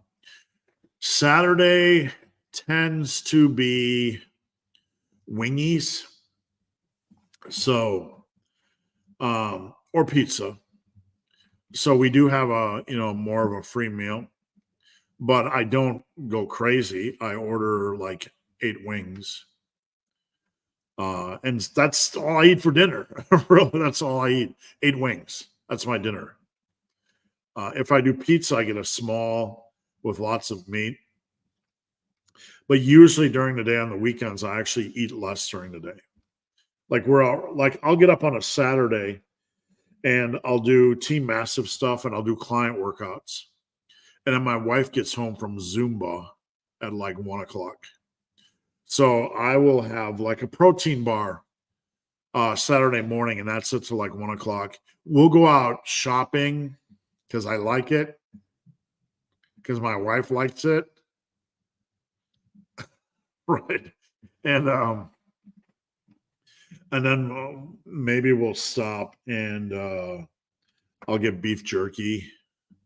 And I like once a week to get a large ice Diet Mountain Dew from the fountain at Speedway. So, then we might go out to eat for dinner. We go out to eat for dinner on Saturday nights a lot. But when we go out to eat, it's meat and veg, meat and veg, meat and veg. We don't do apps generally. I will taste a piece of the bread if it looks really, really good. But that's our weekend. That's our Saturday night. When we don't go out to eat, and we do go out to eat on Saturday night a lot to try different restaurants, but when we don't, we do pizza or wingies, but it's very, very reasonable. That's my weekend. Sunday, I get up, do the same thing. At noon every Sunday, I usually have a phone call with my app developer. We're putting out a training app. So I will work, maybe do videos, do team massive stuff, chill, relax, read some stuff, write some stuff, make some videos until I have my phone call with my app developer. And then we go out. And me and my wife will just go out with the dogs or do things. And I'm not eating a lot before 5. And at 5, we'll come home and usually have wingies or whatever. We might have... we might order from a restaurant, but if we do, we make reasonable choices. Like sometimes I'll just go to Kroger and I'll just get. Last Sunday I got cheese, a Havarti cheese, and deli meat, and that's all I ate. I dipped it in hot sauce. That was my dinner last Sunday. So there's always tight controls. There's never binging or abuse. Sometimes on a Saturday night I'll get a bag of chips, but I don't get the full bag of Doritos. I'll get the small bag of like spicy chili Doritos or Flamin' Hot Cheetos. I'll get one serving, right? Just for fun. But I could do a full day of eating on the weekends, but that's pretty much the way it is. It's more control during the day, a little bit different food choices, but usually pretty well thought out. 89, Charlo. I'm doing bulldozer bench and loving it. Great. My triceps always get smoked. Don't assume that your pecs aren't getting worked. That just means your pecs are working pretty hard. Your delts are working pretty hard. Your triceps are just the weaker kid in the class. So I want you to set aside from your brain that your pecs aren't getting worked. They're getting worked fine. You just have to have in the mix 3 or 4 good chest exercises. Barbell bench, dumbbell bench. I do the barrel press where I come down like this, get a good pec stretch, and then I press up.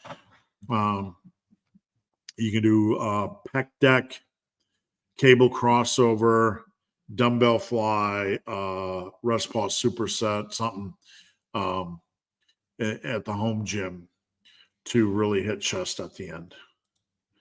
I'm so ready to leave the shreds and behind and do it, man. Look, I don't stick my beak in your business. That doesn't mean I don't care. Okay.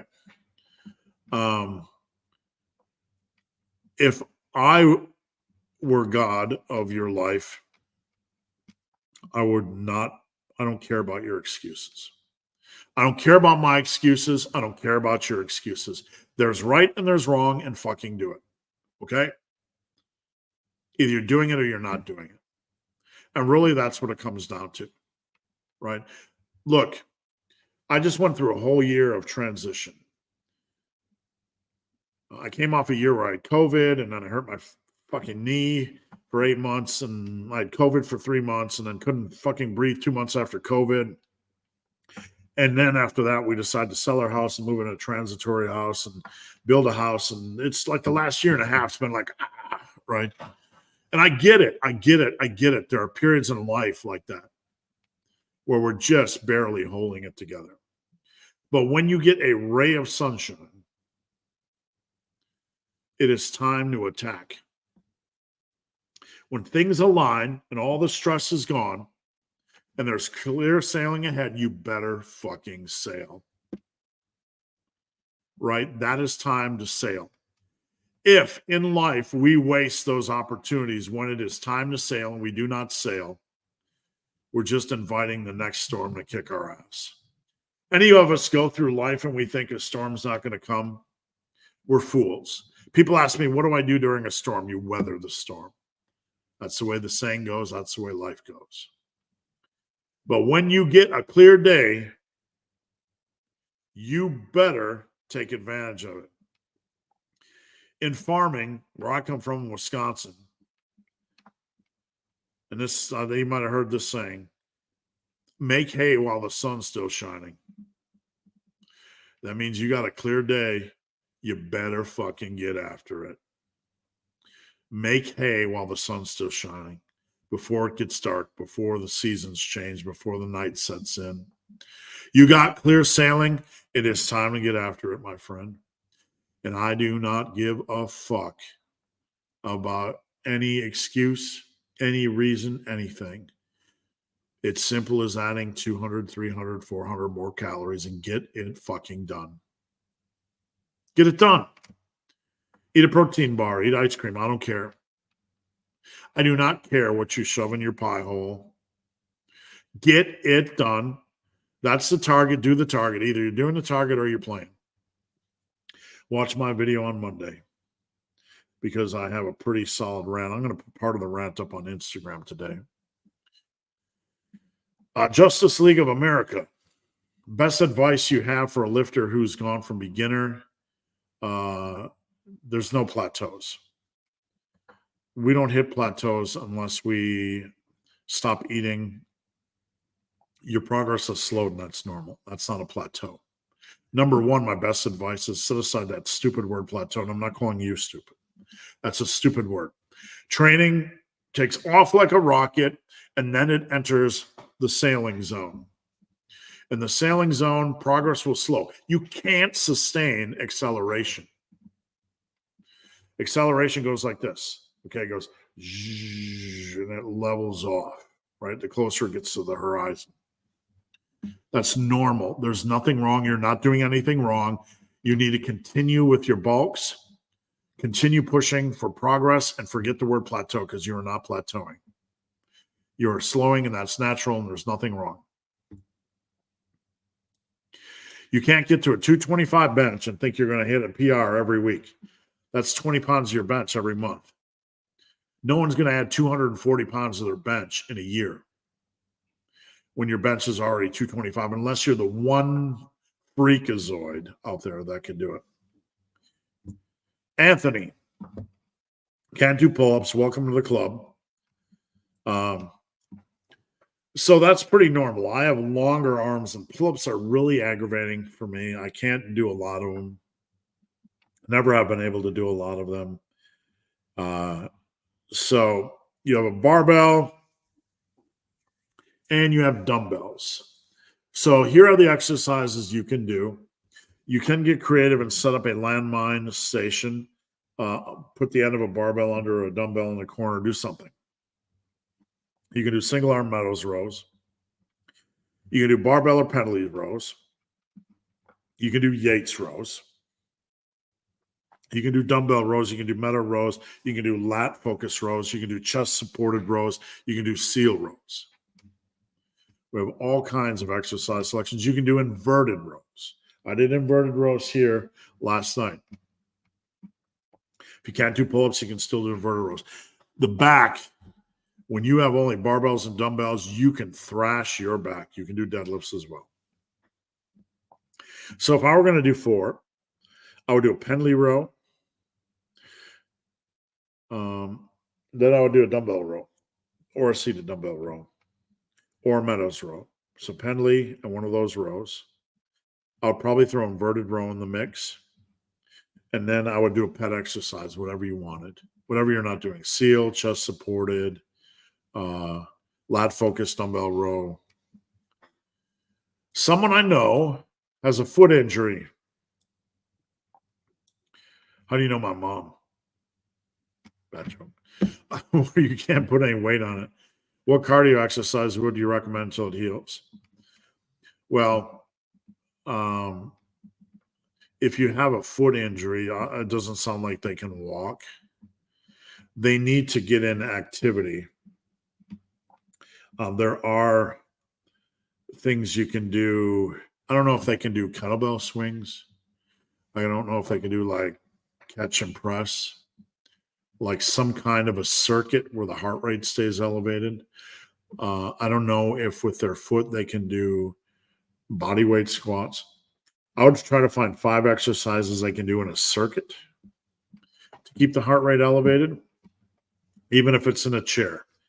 Catch, press, catch, press. And before you get a chance to rest, we're doing something else. I don't know if they can do a plank, whatever, but they should maybe try to build a circuit.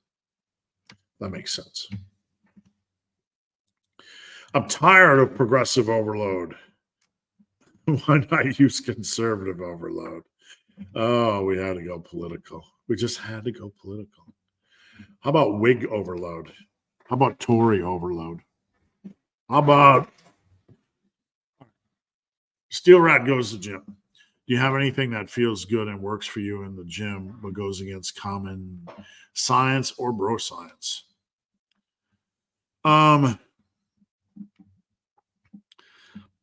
I don't know. That's a very good question. I think the biggest thing that I push that there's not a lot of focus and not enough focus on the lifting world is rest pause. And a lot of people have a hard time understanding rest pause. I will go down to my grave believing it is the simplest and most effective muscle building tool we can use. So let me explain. You have, let's say you're doing, I'm trying to pick a good exercise here that makes sense, that we can apply rest pause to, that's not aggravating. Machine chest press, whatever it is. Okay. You could do 3 sets of 10, 30 reps, right? Last set, max reps. So let's say you get 12. You do 10, 10, 12. You do 3 sets of chest press. 32 reps. How many of those are quality? Well, it's going to be on a scale, right? The first 3, 4 reps, pretty easy. Then we start to get a little bit tough. And then the last third, we could dumb it down and say the first third are easy-ish, middle third are challenging, last third are hard. Okay. So let's just say the last third of 32 reps are hard. 10, 11 out of 32. Okay.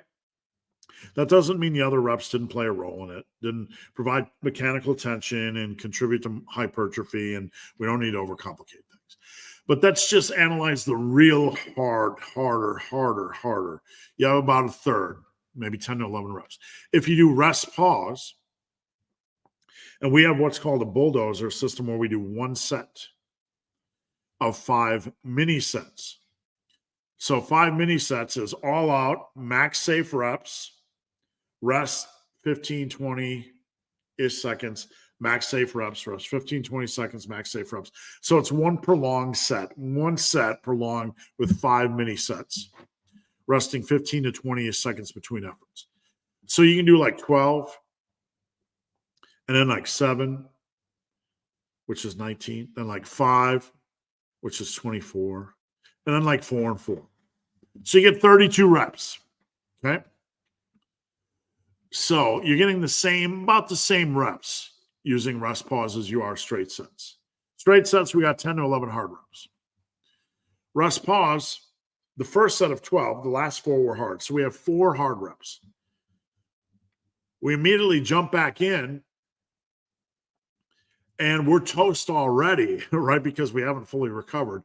Then we're going to do 7 reps. So the last 5 are freaking hard. So now we have 9 reps that are hard, and we're 2 mini sets in. Then we do 5, and 4 of them hard. So we have 13 hard reps. So we have 2 mini sets left.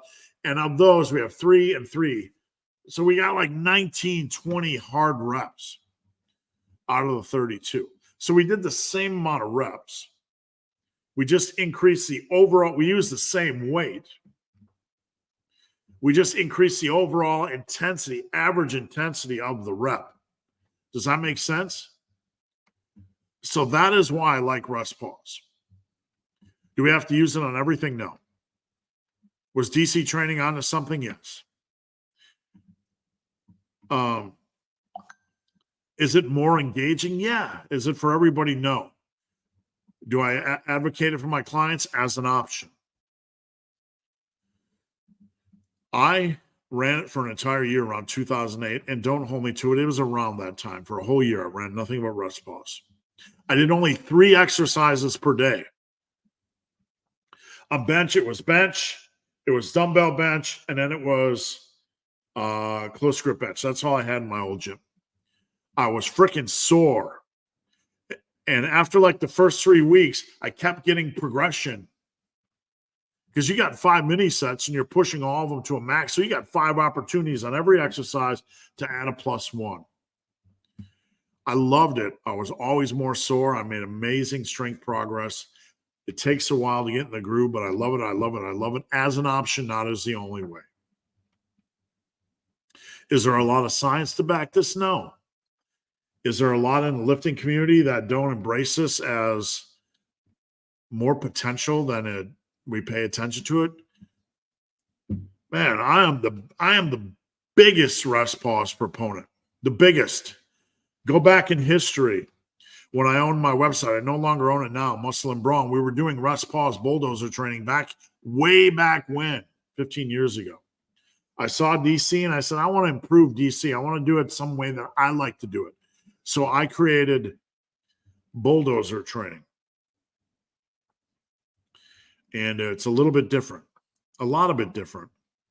I mean, it's he has his system, I have my system. And I've been doing it for 15, 16 years now. I'm a big fan. I'm the biggest fan.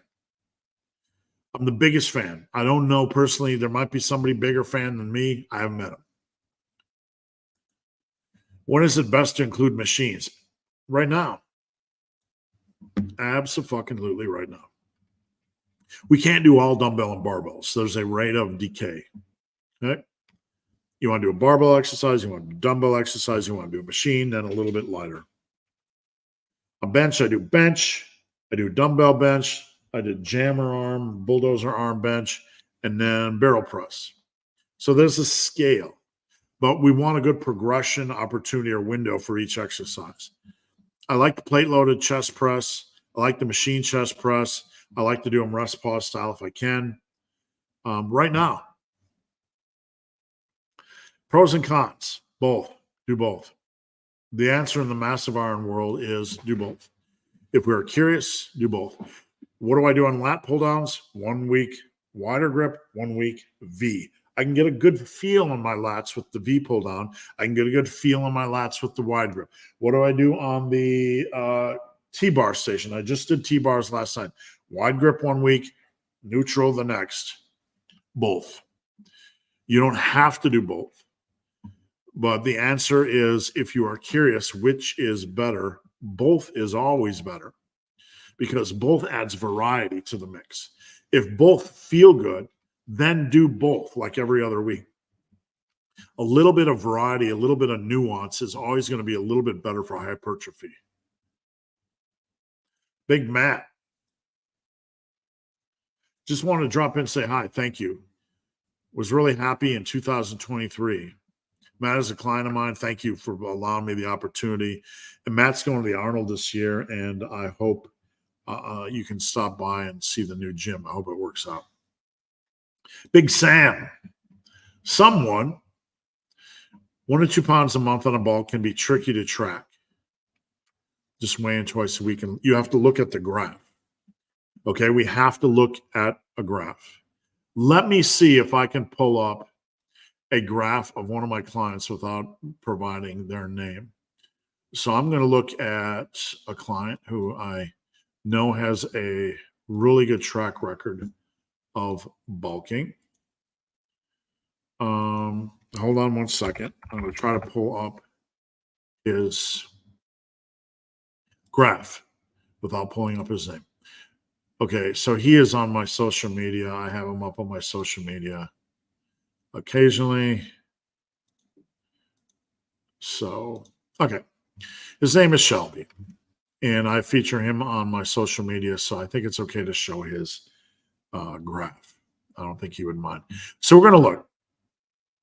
Okay, present, share screen. This is his, let me just pull it up here. This is his bulking and cutting cycles from August 2022. Can you see the ups and downs in nature? He started around 159. We bulked up to about 183. We cut to 160, and we're back bulking to 176. If you want to see him, you can see his photos on my Instagram, Shelby. But you can see it goes up and down, up and down, up and down. But you have to look at the graph, not just 1 or 2 days. Does that make sense? That's how you do it. Number one, bulking 1 pound a month is way too low. I would never recommend that. It's like tedious and way too slow. 2 pounds a month is minimum. So 4 pounds a month is way overblown. Water fluctuations will happen, but we have to watch the trends of the graph. Against the Grain is a great pizza choice. No idea what that is. Sorry. You took a left. I took a right at Albuquerque. What's your thoughts on giant sets? No. Giant sets become like cardio, right? They become like conditioning work.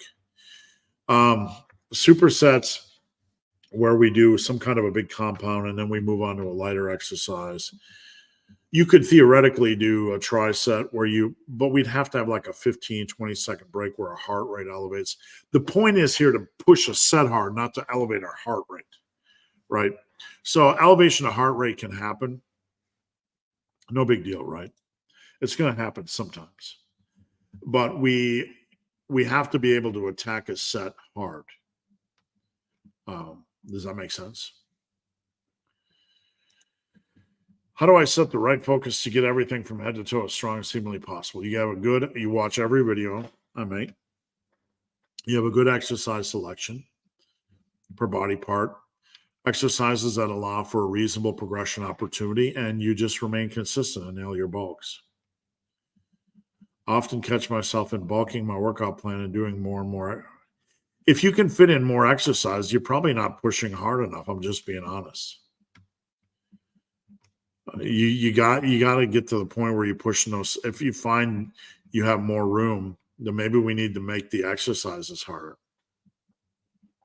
working more sets per exercise, closer to failure. If then you have energy for more exercises, then we can work them in, but they have to have a point and a focus. I mean, the point and focus is progressive overload. That's all part of getting everything from head to toe as strong as possible.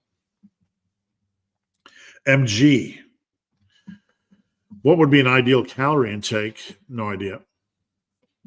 No idea. Everything's highly personal. I'm not being dismissive. I can give you a reasonable starting point. 2,200. 2,200, 2,300 tops for 5 days, weigh every day. Let's make sure you're flushing some water. Let's go from there. 24. In all my time in coaching, it's very rare where I see anybody at 2,400 and above that doesn't lose weight tediously slow. 2,400 is the absolute hard cap. Okay. 22 to 2,300 is the best starting point. You're not going to malnutrition yourself, and I'm not being snarky. That's ridiculous. Malnutrition is way underfeeding for an extended period of time. If you eat only lean proteins and animal-based foods like my video yesterday, there's all kinds of nutrition. I'm just being honest. This is silly. You're not going to malnutrition yourself. And I'm not calling you silly. I said the idea is silly. It's not going to happen. Every bodybuilder in the history of the world, everybody that's in good shape goes through cuts. You're not malnutritioning yourself. Okay. So I'm saying this with love and because I care, get over it. Okay. You're not. You need to lose the weight. What are good exercises to strengthen the whole body? The good exercises are everything we do in muscle building. We don't need whole body strengthening exercises. Okay. So set that out of your brain. We need to do a good quality exercise selection for every area like we do in the muscle, in the massive iron world. How did you decide on your barbell bench width? Number one, you start with pinkies on rings. Okay.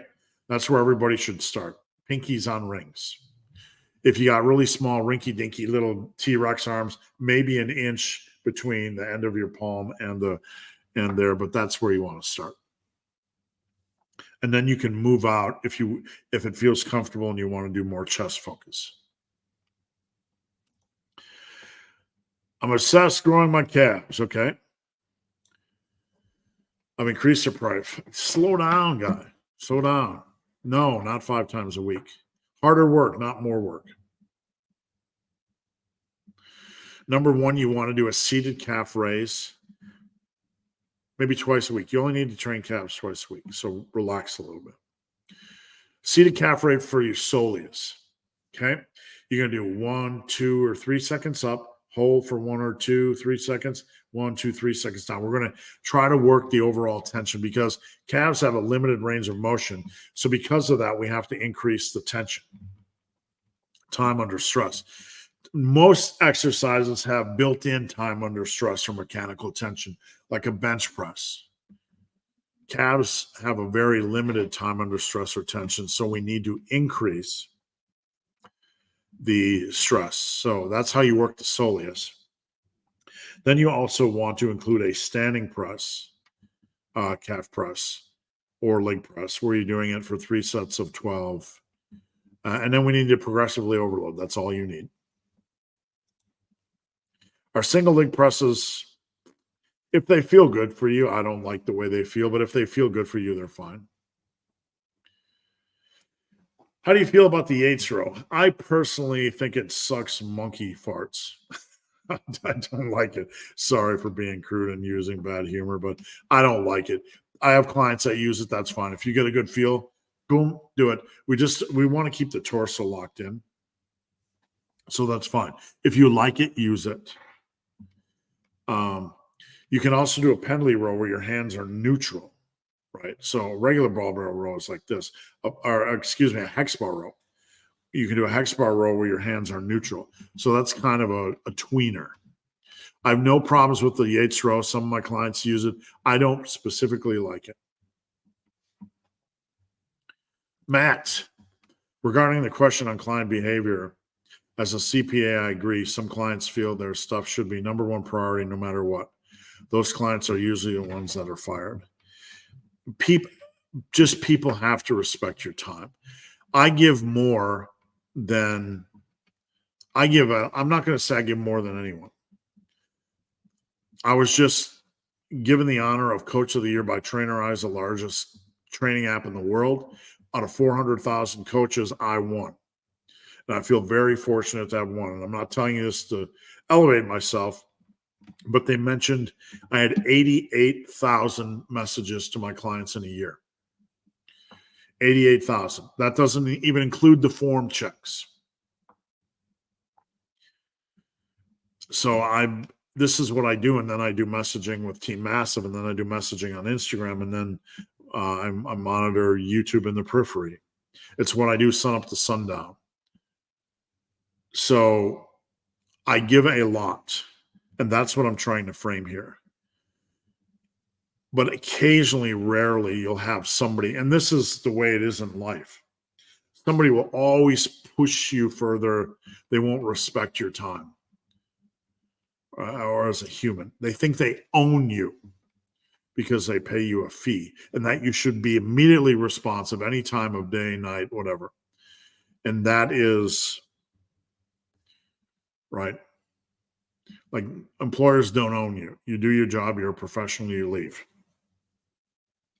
I worked for companies that thought you were on the clock 24 hours a day. Even if you receive salary, but that doesn't mean they own me 24 hours a day, right? There are healthy limits. Great advice on keep doing something. I don't have access to the gym for the next 2.5 weeks. Just do something, push-ups, body weight squats. Do whatever you can. Stay active.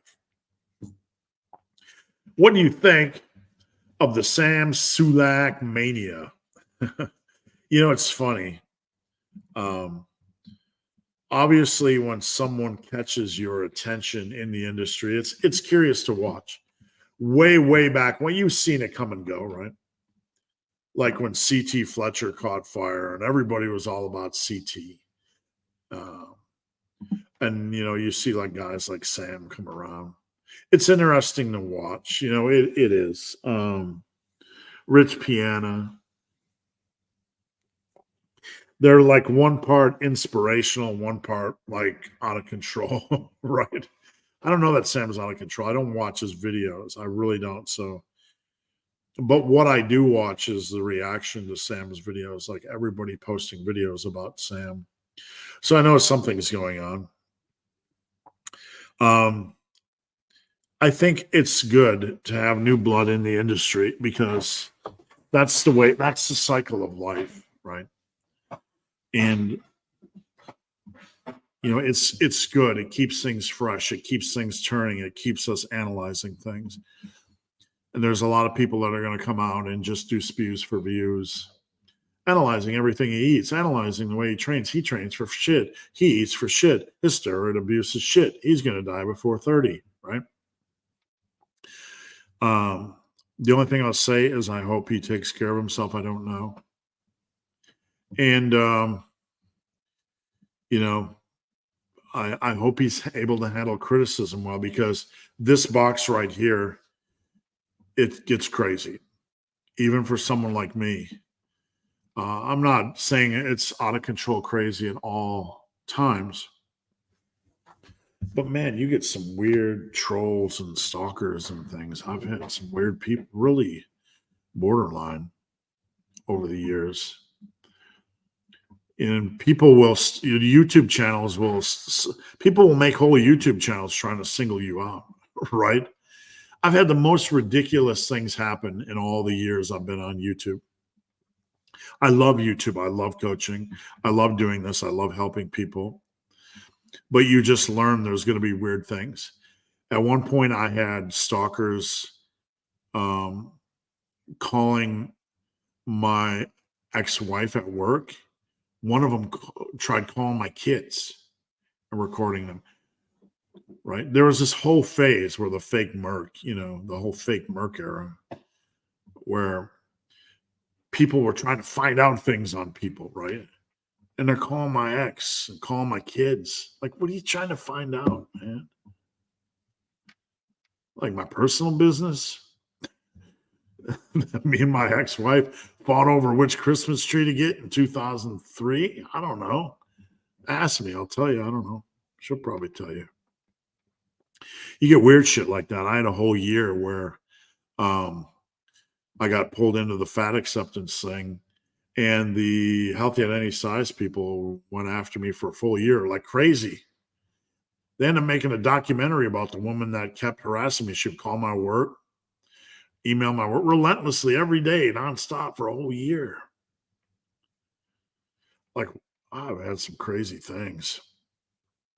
Even to this day, like every fourth live video, there's one guy somewhere over in Europe that makes like 10 accounts who's obsessed with, like, you're a fake natty. Like, dude, I haven't posted a fucking physique picture until like this month in like 7 years. What are you even talking about? I got videos and videos of me, running a half a documentary. Like, what are you even talking about? Like, I've been training the last 6 years, but I've basically just been maintaining things. And what are you even talking about? Right? Like, what are you trying to do? Because I deadlifted 660 at a meet, you trying to figure out if I was a mega steroid abuser? Like, I'm not a mega steroid abuser, right? I don't home brew steroids in my basement. My basement's right here. Every basement I ever had's on TV, on YouTube. It's just people get weird, man. So the whole thing is like with Sam, I hope he's able to handle the weirdness because it gets weird. Some people get really, really weird. Why do so many people saying that shoulder press? You're watching the wrong people. Every press hits the front delt. That's a given. Every press hits the front delt. But look, here's the fault in their logic, and I want you guys to realize this. Listen to this. If you only listen to this one point in this entire live video, listen to this. The robots, the fit idiots, shoulder press hits front delts. Don't do it. Don't do it. It hits side delts. But here's the fault in the logic. You know what hits front delts more than shoulder press? Bench press.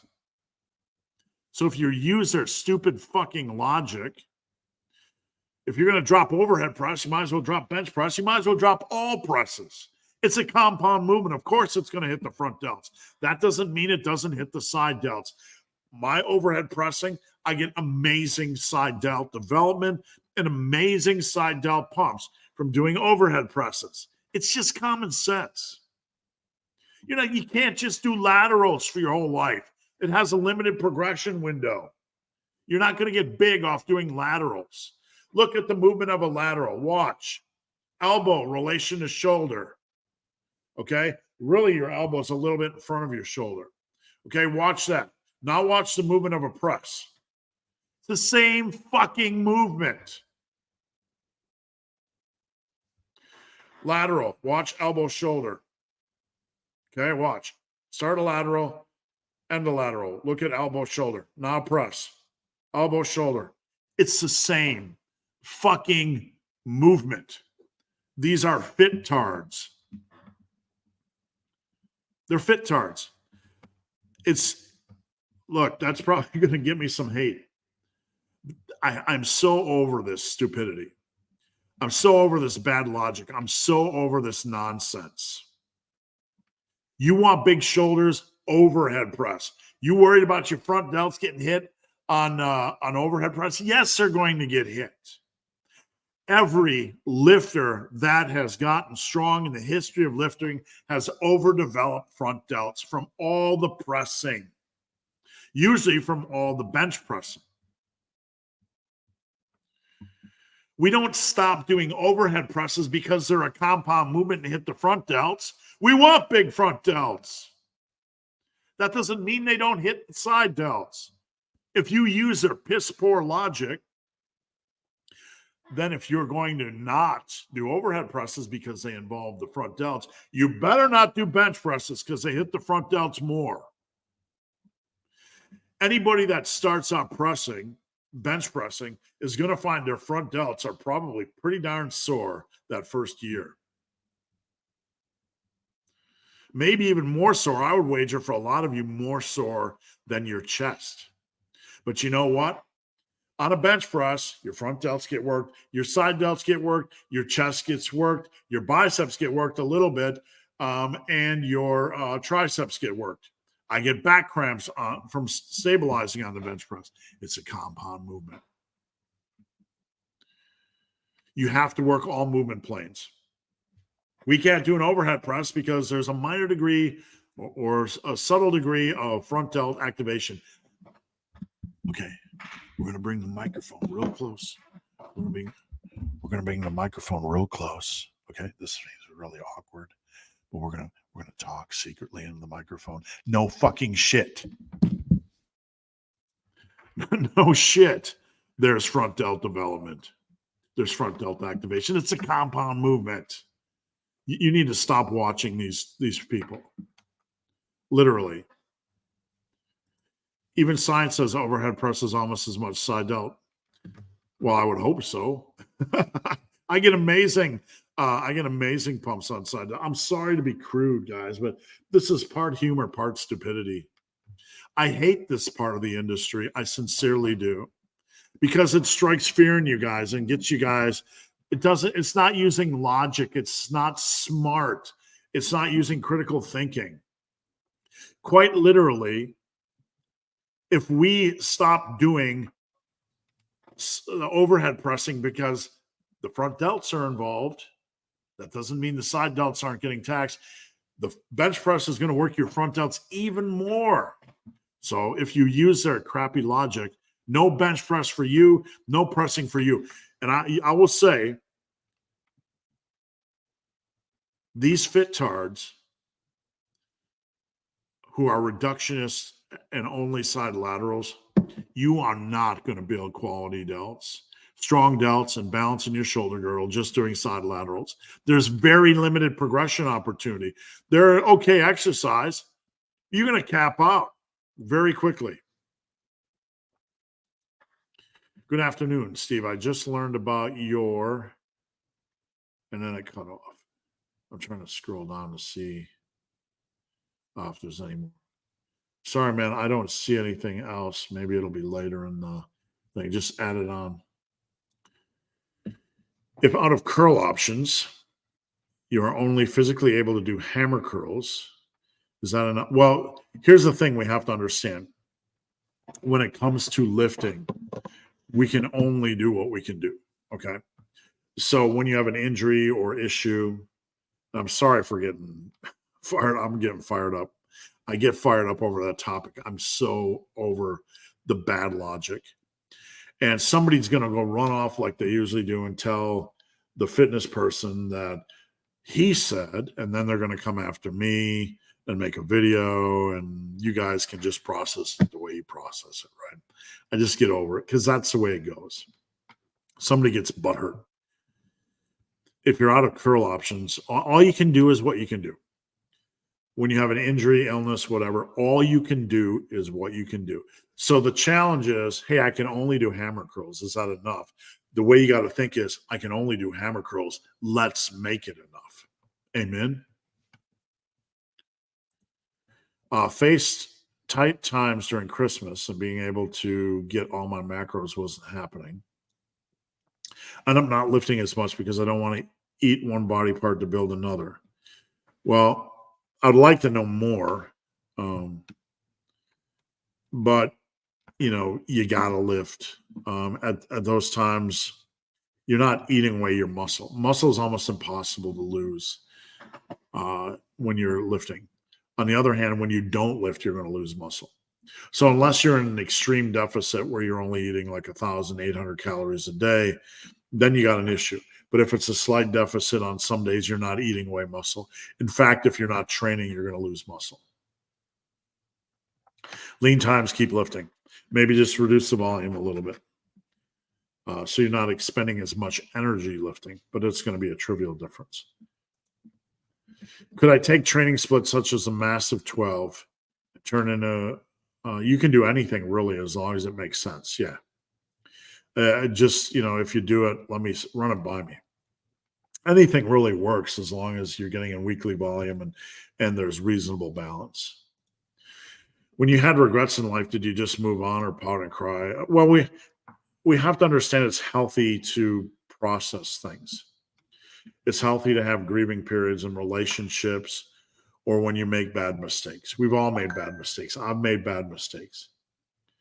I've made, when you say bad, it's not like I did something really bad. It's like I really wish I would. Sometimes it's a small decision you make that ends up being a bigger one. You didn't just see the train coming and you go through regret. Mourning or grieving is a healthy part of life. And sometimes in the suck it up world, right? Just be stronger, get over it, right? No, it's healthy to grieve and it's healthy to pout and it's healthy to cry and it's healthy to have momentarily periods of depression and melancholy. That can be healing as long as it's not unbalancing. So, certainly, it's normal to go through those periods. The issue is when somebody has an event happen and they can't move on from that. That's when they need help, right? Like, okay, your dad called you a doo-doo head in 1979. My dad was a very violent alcoholic and he's no longer with us. And we had a good relationship before he passed on for a very long time. But my dad was a very violent alcoholic and he did unspeakable things. When I was 8 years old, he came over with a shotgun saying he was going to kill our family. You could hear him approach walking down the street, blowing the shotgun blasts into the air. He came into the house and he grabbed me and he gave me the gun and he sat on the couch. I can still remember it. And he was screaming, kill me, kill me, kill me, kill me, kill me. I'm an 8-year-old with a gun. My dad's drunk, screaming for me to kill him. Like that, traumatic events can last longer. And you're talking about regrets, right? And I'm talking about balance. It's an event, right? And each event requires us to process and to go through melancholy or to go through whatever. But eventually, either we stay tethered to that event or we move on. Like when somebody hurts you, okay, this is different from regrets, but just bear with me. It's where we're going. When something hurts you, whether it's a regret or a person, okay? If you stay tethered to that regret, tethered to that event that person does, that's controlling you, okay? You're being controlled by that regret, by that action, by that person, whatever it is. Does that make sense? Eventually, you need to get out of there. If somebody hurts you, it's normal to pout, cry, grieve, process, and then move on. But if you are 10 years away from somebody dumping you or cheating on you, and you're still like in there, they're still controlling you with their actions. They've created a hell, and you're in the bubble of hell. You don't even realize that somebody cheated on you, somebody dumped you. You're in their bubble of hell. They're controlling you 10 years later. Is that how you want to live? What does this have to do with regret? I made a mistake. It's the same thing. I'm going to normally process it. I'm going to pout. I'm going to cry. I'm going to process it, whatever. If you're still there 5, 10 years later, you're in a bubble of hell. Okay? You're being controlled by one decision you made way back when. You have to get out of there. I'm no counselor. I'm no life coach, but I'll tell you, you need to get out of there and move on. Life is short. Things hurt. Get over it. Grieve. Move on. We're going to make mistakes. Anybody that's successful has a pile of mistakes behind them. You need to be resilient because there is no other option in life. You need to be resilient because there is no other option. The things I've done, the mistakes I have made, do I think about them sometimes? Yes, every day. But I do not let them stop me from moving forward, being better, growing, evolving, learning. I'm not going to do that again. I'm going to be better today. I'm going to work hard to be better today. Right. Soy sauce. Hey, love the cut meal video. Can you do more of these? Is Bubba okay? Seems bugged. Bubba's fine. We are putting in a nice fenced-in area so Bubba can get a little bit more active. We used to go to the dog park every week, but this year has been hard for that. Advice on helping people with unrealistic goals, or a little. It's a good question. I will occasionally get a DM like, "Hey, here's a picture of Vin Diesel. Can I look like him in 3 months?" Like, no, no, you can't. I'm not being hard to get along with here, but no, you can't. It's a 5-10 year process. Whatever. Vin Diesel's probably a bad example. I think he's fat now. Whatever. I don't know. I don't watch. I don't keep up. You know what I mean? So I don't. I'm just being honest with you. I don't deal with him. If somebody asks me, I just say that's a 5-year process, or here are the steps that's going to take. And it's their burden to deal with it, process it, and decide what to do with it. Does that make sense? I don't try to save people. I just try to, here's the gospel. You can believe it or you can't believe it, but you're going to find out one way or the other. What do you think about protein bar, protein quality? I don't. Look, I don't know what the protein quality is. I was in the supplement industry. I accidentally had this one for breakfast today. I usually have a protein bar before Massive Iron Live because it's a very busy morning and I'm not making excuses, but that's my Friday habit. I have no idea what the protein quality is. I don't over rely on bars, but I will tell you, I am certain that the protein quality is not immaculate because they're about making a profit. I'm not saying it's dumpster protein. I don't know. Because I don't know, we have to treat everything as suspect, right? So just don't overdo it. You have your own gym, but also go to the gym. I have a local gym.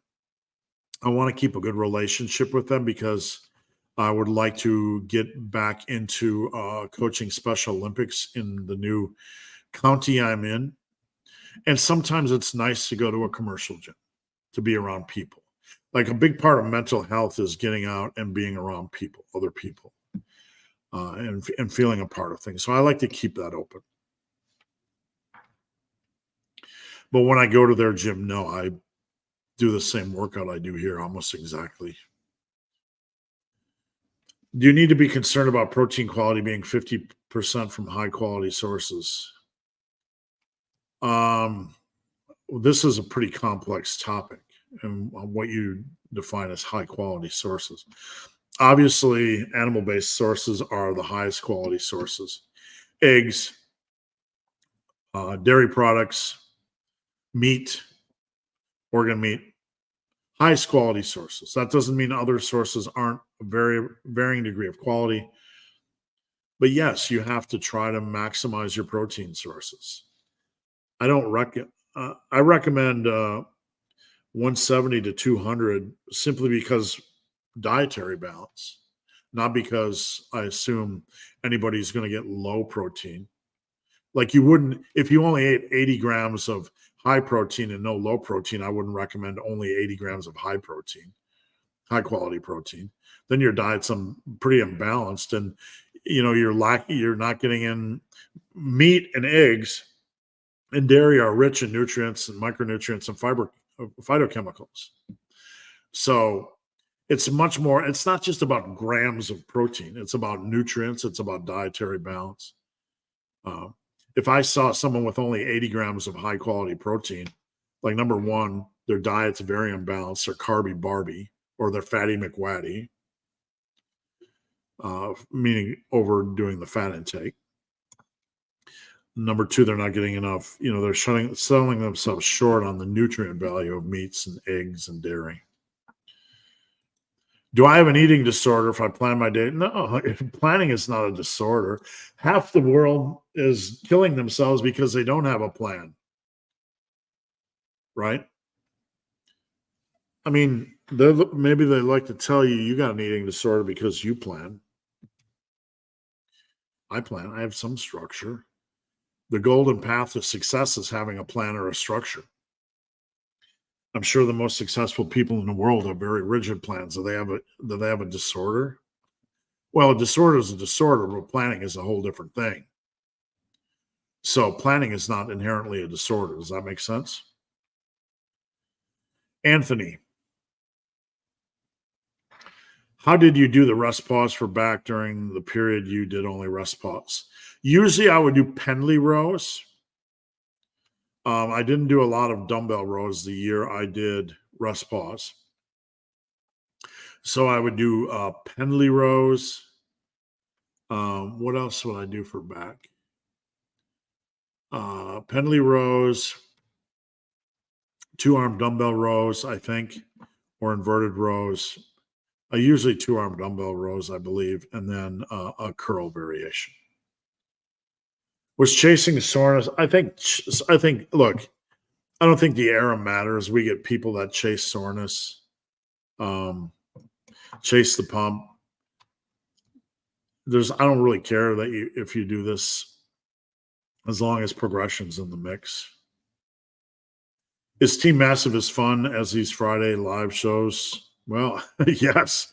Team Massive is always something going on. Team Massive is always nonstop something going on, an interesting conversation. I would say this is my favorite part of the week, but when I'm not here, I get Team Massive the rest of the week, which is a pure pleasure for me. Big Sam, what is a good rep range for pendlay? I like to start around the 6 to 8. Usually too high, I can start to feel like I'm doing cardio or it's really hitting my lower back. But that's a reasonable rep range. So you're going to hit your back in any rep range as long as it's reasonable, right? I don't like to go too high on them because I feel like I'm starting to get to the point where I'm getting winded more than working my back. T-bar versus chest supported T-bar. Well, the regular T-bar is a little bit more compoundy, impactful from a big hitting standpoint. You need a big hitter in the mix. Dumbbell rows. Sorry, I got an itchy nose. Maybe I'm going to kiss a fool. You need a T-bar row, pendlay row, dumbbell row in the mix. And then like a chest supported row is kind of a step down. But you can do a chest supported T-bar row as long as you're doing a dumbbell row or a Meadows row or pendlay row. Does that make sense? Grip. Natural. It doesn't make sense as long as it facilitates a good back feel. Tips on recovering from minor shoulder impingement. I would, number one, if you say recovering, I don't know if this was fixed. Okay. So recovering implies it was fixed, where being in the state where it's not recovered, but you're trying to work around it is different. But you can only do the exercises you can do. Don't hesitate to try different exercise variations. Sometimes you can't do a dumbbell overhead, but you can do an Arnold press and it feels better. Why? Who knows? Right? But you got to try it light. You got to see what happens. And that's my best advice. Try some different variations and see, what they feel like. Anthony, saw your post on twice a week training and bulking on Instagram. What did you mean by it? Not sure what you mean, what I meant by it. It's for those that can only train twice a week. Here's how to do it. That's all I meant by it. Nicholas, I still see older women with a trainer doing curls. I hear you, man. There's a whole world of personal trainers out there that feel compelled. Look, here's the bottom line. There's trainers that'll help you with your body composition and trainers that just fuck off. Okay? That's the truth. I've had people come to me that were with trainers that like, I want to work out every week. And like, that's not how you fucking look good. And that's not how you build muscle and strength. That's conditioning crap and magic foo-foo crap. That's not training that's not training. That's smacking off at the gym. Excuse my bluntness. Right? If a trainer has you doing different stuff every week, what are they training you for? The different stuff every week Olympics? You don't build a better body and you don't get stronger by doing that. That's a good way to encourage injuries, by doing random crap with a random person every week. So usually what that is a trainer trying to make themselves look smart, or they're ignorant, or they're just giving you random crap because they have to feel like there's a reason for you to come to the gym other than say, you just need to do your curls every week. Well, what do I need a trainer for that for? That's the reality. And you know what? It's natural selection. Know your trainer. I see it at the gym I go to. The stuff they have people doing, there's a male trainer there. I literally have no idea what in God's name he's doing with these people. Internally, I want to go over and I want to smack the dumb out of them. I keep to myself. I don't criticize, but literally, what are you doing? Have you seen Alex's video about reverse grip? No. Yes, I do have thoughts. The reverse grip's been around a long time. Anybody that remembers Jamie Lewis, KS and Payne, many long time ago, he was notorious for doing it. Don't get caught up in Alex did it, I got to do it. It's a fringe exercise. Alex likes it, so what? Most of us can't do it. Most of us, it feels odd. Alex can do it, great. Go forth and conquer, Alex. I'm happy for him. I don't have any thoughts. It's not any better for chest. It's not any better for anything. It's just a different movement. Most of us can't do it, and for most of it's going to be inferior, and it's going to be more straining on the joints. Don't go running over to Alex saying, Steve said, Big Hairy Ugly Dude said, it's harder on the joints and generally an inferior exercise for most people. It is, but don't get caught up in the foo-foo of the day. You know what I'm saying? Alex likes it, great. You can try it light, great. Just go light because it's a completely different movement. Most of us, I can't even get there. I can't. I'm like having a medical issue, right? Dumbbells and donuts. We really need when you get a clear day, you better fucking sail. I was thinking that this morning when you came on. I said caffeinate and dominate would be a good t-shirt as well. How long would it usually take the lanky, skinny guy to look like they lift? You do 2 years of hard training, you can pack on at least 15 pounds of muscle. And that's a lot. So you can get a lot done focused in 2 years. Martin, you should put that quote on your wall. Guys, we have 5-6 questions left. So this is last call. We got about 10 minutes left. So if you have a question, get in now. Guns and Cafe. I've been cleared by my ortho to begin lifting after a distal bicep tear. Thinking about beginning with dead hangs, then move to top hangs, and then negatives for pull-ups. I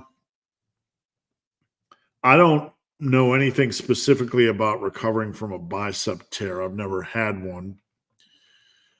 I don't think there's any issues with hangs.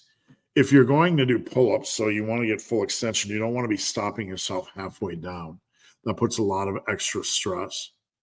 Certainly worth a try. My only advice is go slow, go much slower than you want to go. Is it enough to take progress pictures during bulks and cuts instead of measuring? Why I would measure. I'm always going to measure. You can measure only during your bulks. That's fair, but I would measure at least once a month. Did the event with your dad steer you towards the Army and lifting? Um, I don't know. It well, first off, there's other dimensions. By the time I went in the Army for a woman, there was a woman that I was seeing at the time that was serious, and she became a nanny in Philadelphia. And the Army said, we can get you close to her in Virginia. So I went in the Army. I was at MEPS in Philadelphia, ready to go into the Marines. And the Army recruiter was right next to me. Said, come on over here. I'll give you a desk job in Virginia. And he did. But I come from a long line of family service members. My dad was in Vietnam twice. His dad was in Korea, and his dad was in World War One or two. I can't honestly remember. But that line stops with me unless one of my daughters enlists, which is very unlikely. But even though I went in for a woman, I'm glad I went in. I'd served my country. Lifting, I was always into physical activity. I don't know, when you're young and you have nothing, no one was raising me, right? My mom was off. My mom's a good woman, but she was off working. Back in the 70s, like if you didn't pay child support, no one would give a rip. My dad never paid child support. We were living off government cheese and bologna sandwiches. It was not good nutrition, and we didn't have a lot. We were very poor, didn't have a lot of money, didn't have a lot of clothes. And I know that's very cliche to say, but that's the way it was. And my mom was always off working. My dad wasn't around. I was a latchkey kid. I just was by myself, and my TV was my babysitter. I would watch baseball. I'd watch wrestling. My heroes were big, strong guys accomplishing things. That was my dad, right? I was always active. I'd go out, smack a tennis ball against the wall, throw the pitch against the wall, go play basketball. I had a little concrete weight set. I would even do aerobics to an aerobics album. I would do all that stuff. I like to move. It's just, I don't know why. I have a sister that's the exact opposite. She doesn't like to move, and God bless her, not being critical, but I don't know why. But I did. And fortune, good luck. When I went to college, they had a small weight room. It was always empty, and it was a safe space for me to train. And there was an English professor by the name of Dr. Michael Gilbertson who would give me little bits and pieces of training advice. And he became like my lifting dad. And to this day, I don't know if he's dead or alive, and I'm desperate to thank him for the impact he had on my life. But no matter what corner I turn, I can't find him. Everybody that knows him doesn't know where he's at. I don't know how to find him, short of hiring a personal investigator. But man, I would love to say thank you to him, the impact he had on my life. But it's complex. Working out fasted versus fed state, I don't notice much of a difference. I don't really either. As long as you're kind of balanced, throughout the day, you're okay. The only thing I'll say is, like, you don't want to go into a workout sodium or water depleted, right? So as long as you're getting in reasonable water and sodium throughout the day, you're pretty much okay. The body will adapt. If you go low on sodium, low on water, more low on sodium, sodium is a vital electrolyte, and that can really kind of short circuit your energy, if that makes sense. The body will adapt beyond there. Disappointed to share, but I'm stepping away from personal training in IT. Oscar, I'm sorry to hear. That's a tough racket, man. I get people coming to me all the time. Like, how do I do what you're doing? Man, I will tell you, I don't know that you can, and I'm not saying I do anything special. I've just spent the last 16 years of my life answering endless questions for free, for fun. What I did, I don't know that it can be replicated. But personal training, owning a gym, that's a hard racket, man. Just take care of yourself and keep lifting. You never know what doors are going to be open. Are you strong in arm wrestling? No, no. Back in when I was a machinist, before I started my website around 2005, 2006, some guy wanted to arm wrestle me. He was a big, strong guy. And he's like, "You're a big, strong guy. Let's arm wrestle." Right. Like, I hurt my shoulder for like 2 months. It's a very specific type of training. You have any New Year's resolutions? Yeah, man, it's going to be the best damn year of my life. Training. I want to be able to run a 50K, get down to 220 pounds, and be strong and be lean. And I want to try some martial arts. I'm not saying I'm going to be a martial arts expert. I have a couple martial arts classes I want to try just for fun. You should write a book about your life. It would be a fun thing to do as an experiment, of what I've done and what I've gone through. But part of me is like, every one of us has a story. I'm sure there's bits and pieces of everybody's story that is motivating, but I want to write I want to finish my big ass training book first, and we'll see where life goes. I'm in their late 40s. Yes. Look at my wall, man. I look at Troy. I have Troy is just absolutely crushing it. I have lifters in their 40s and 50s. I didn't even hit my best, strongest, and biggest until I was in my late 40s. Yes, you can. Hire me as a coach. The rates are cheap, and I'll show you the golden way. Oscar, I purchased an almost 10K program, and it was just, I know what you mean, buddy. I do. I made a post recently. There's predators out there that are, I call them predators. They're trying to teach you, how to get big ticket coaching and get clients for like $2,000. It's ridiculous. And I'm sorry you had to go through that, man. I really am. All right, guys, that's it. We are done. We are out of here. First Friday of 2024 in the books. I love each and every one of you ugly people. Right. Thank you for your support. Seriously. I can't thank you enough. I'd love to help you. Just come on over to teammassiveiron.com and join up. If you need coaching, reach out to me on my website, Super Living Today. Come connect via Instagram. I'll help you all you want for free. No questions asked. Love you guys. Have a good weekend. Let's kick some ass. Thank you. Thank you. Bye-bye now.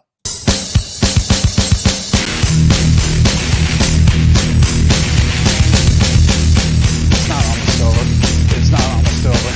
You're not almost there. You're not almost there. You're not almost there.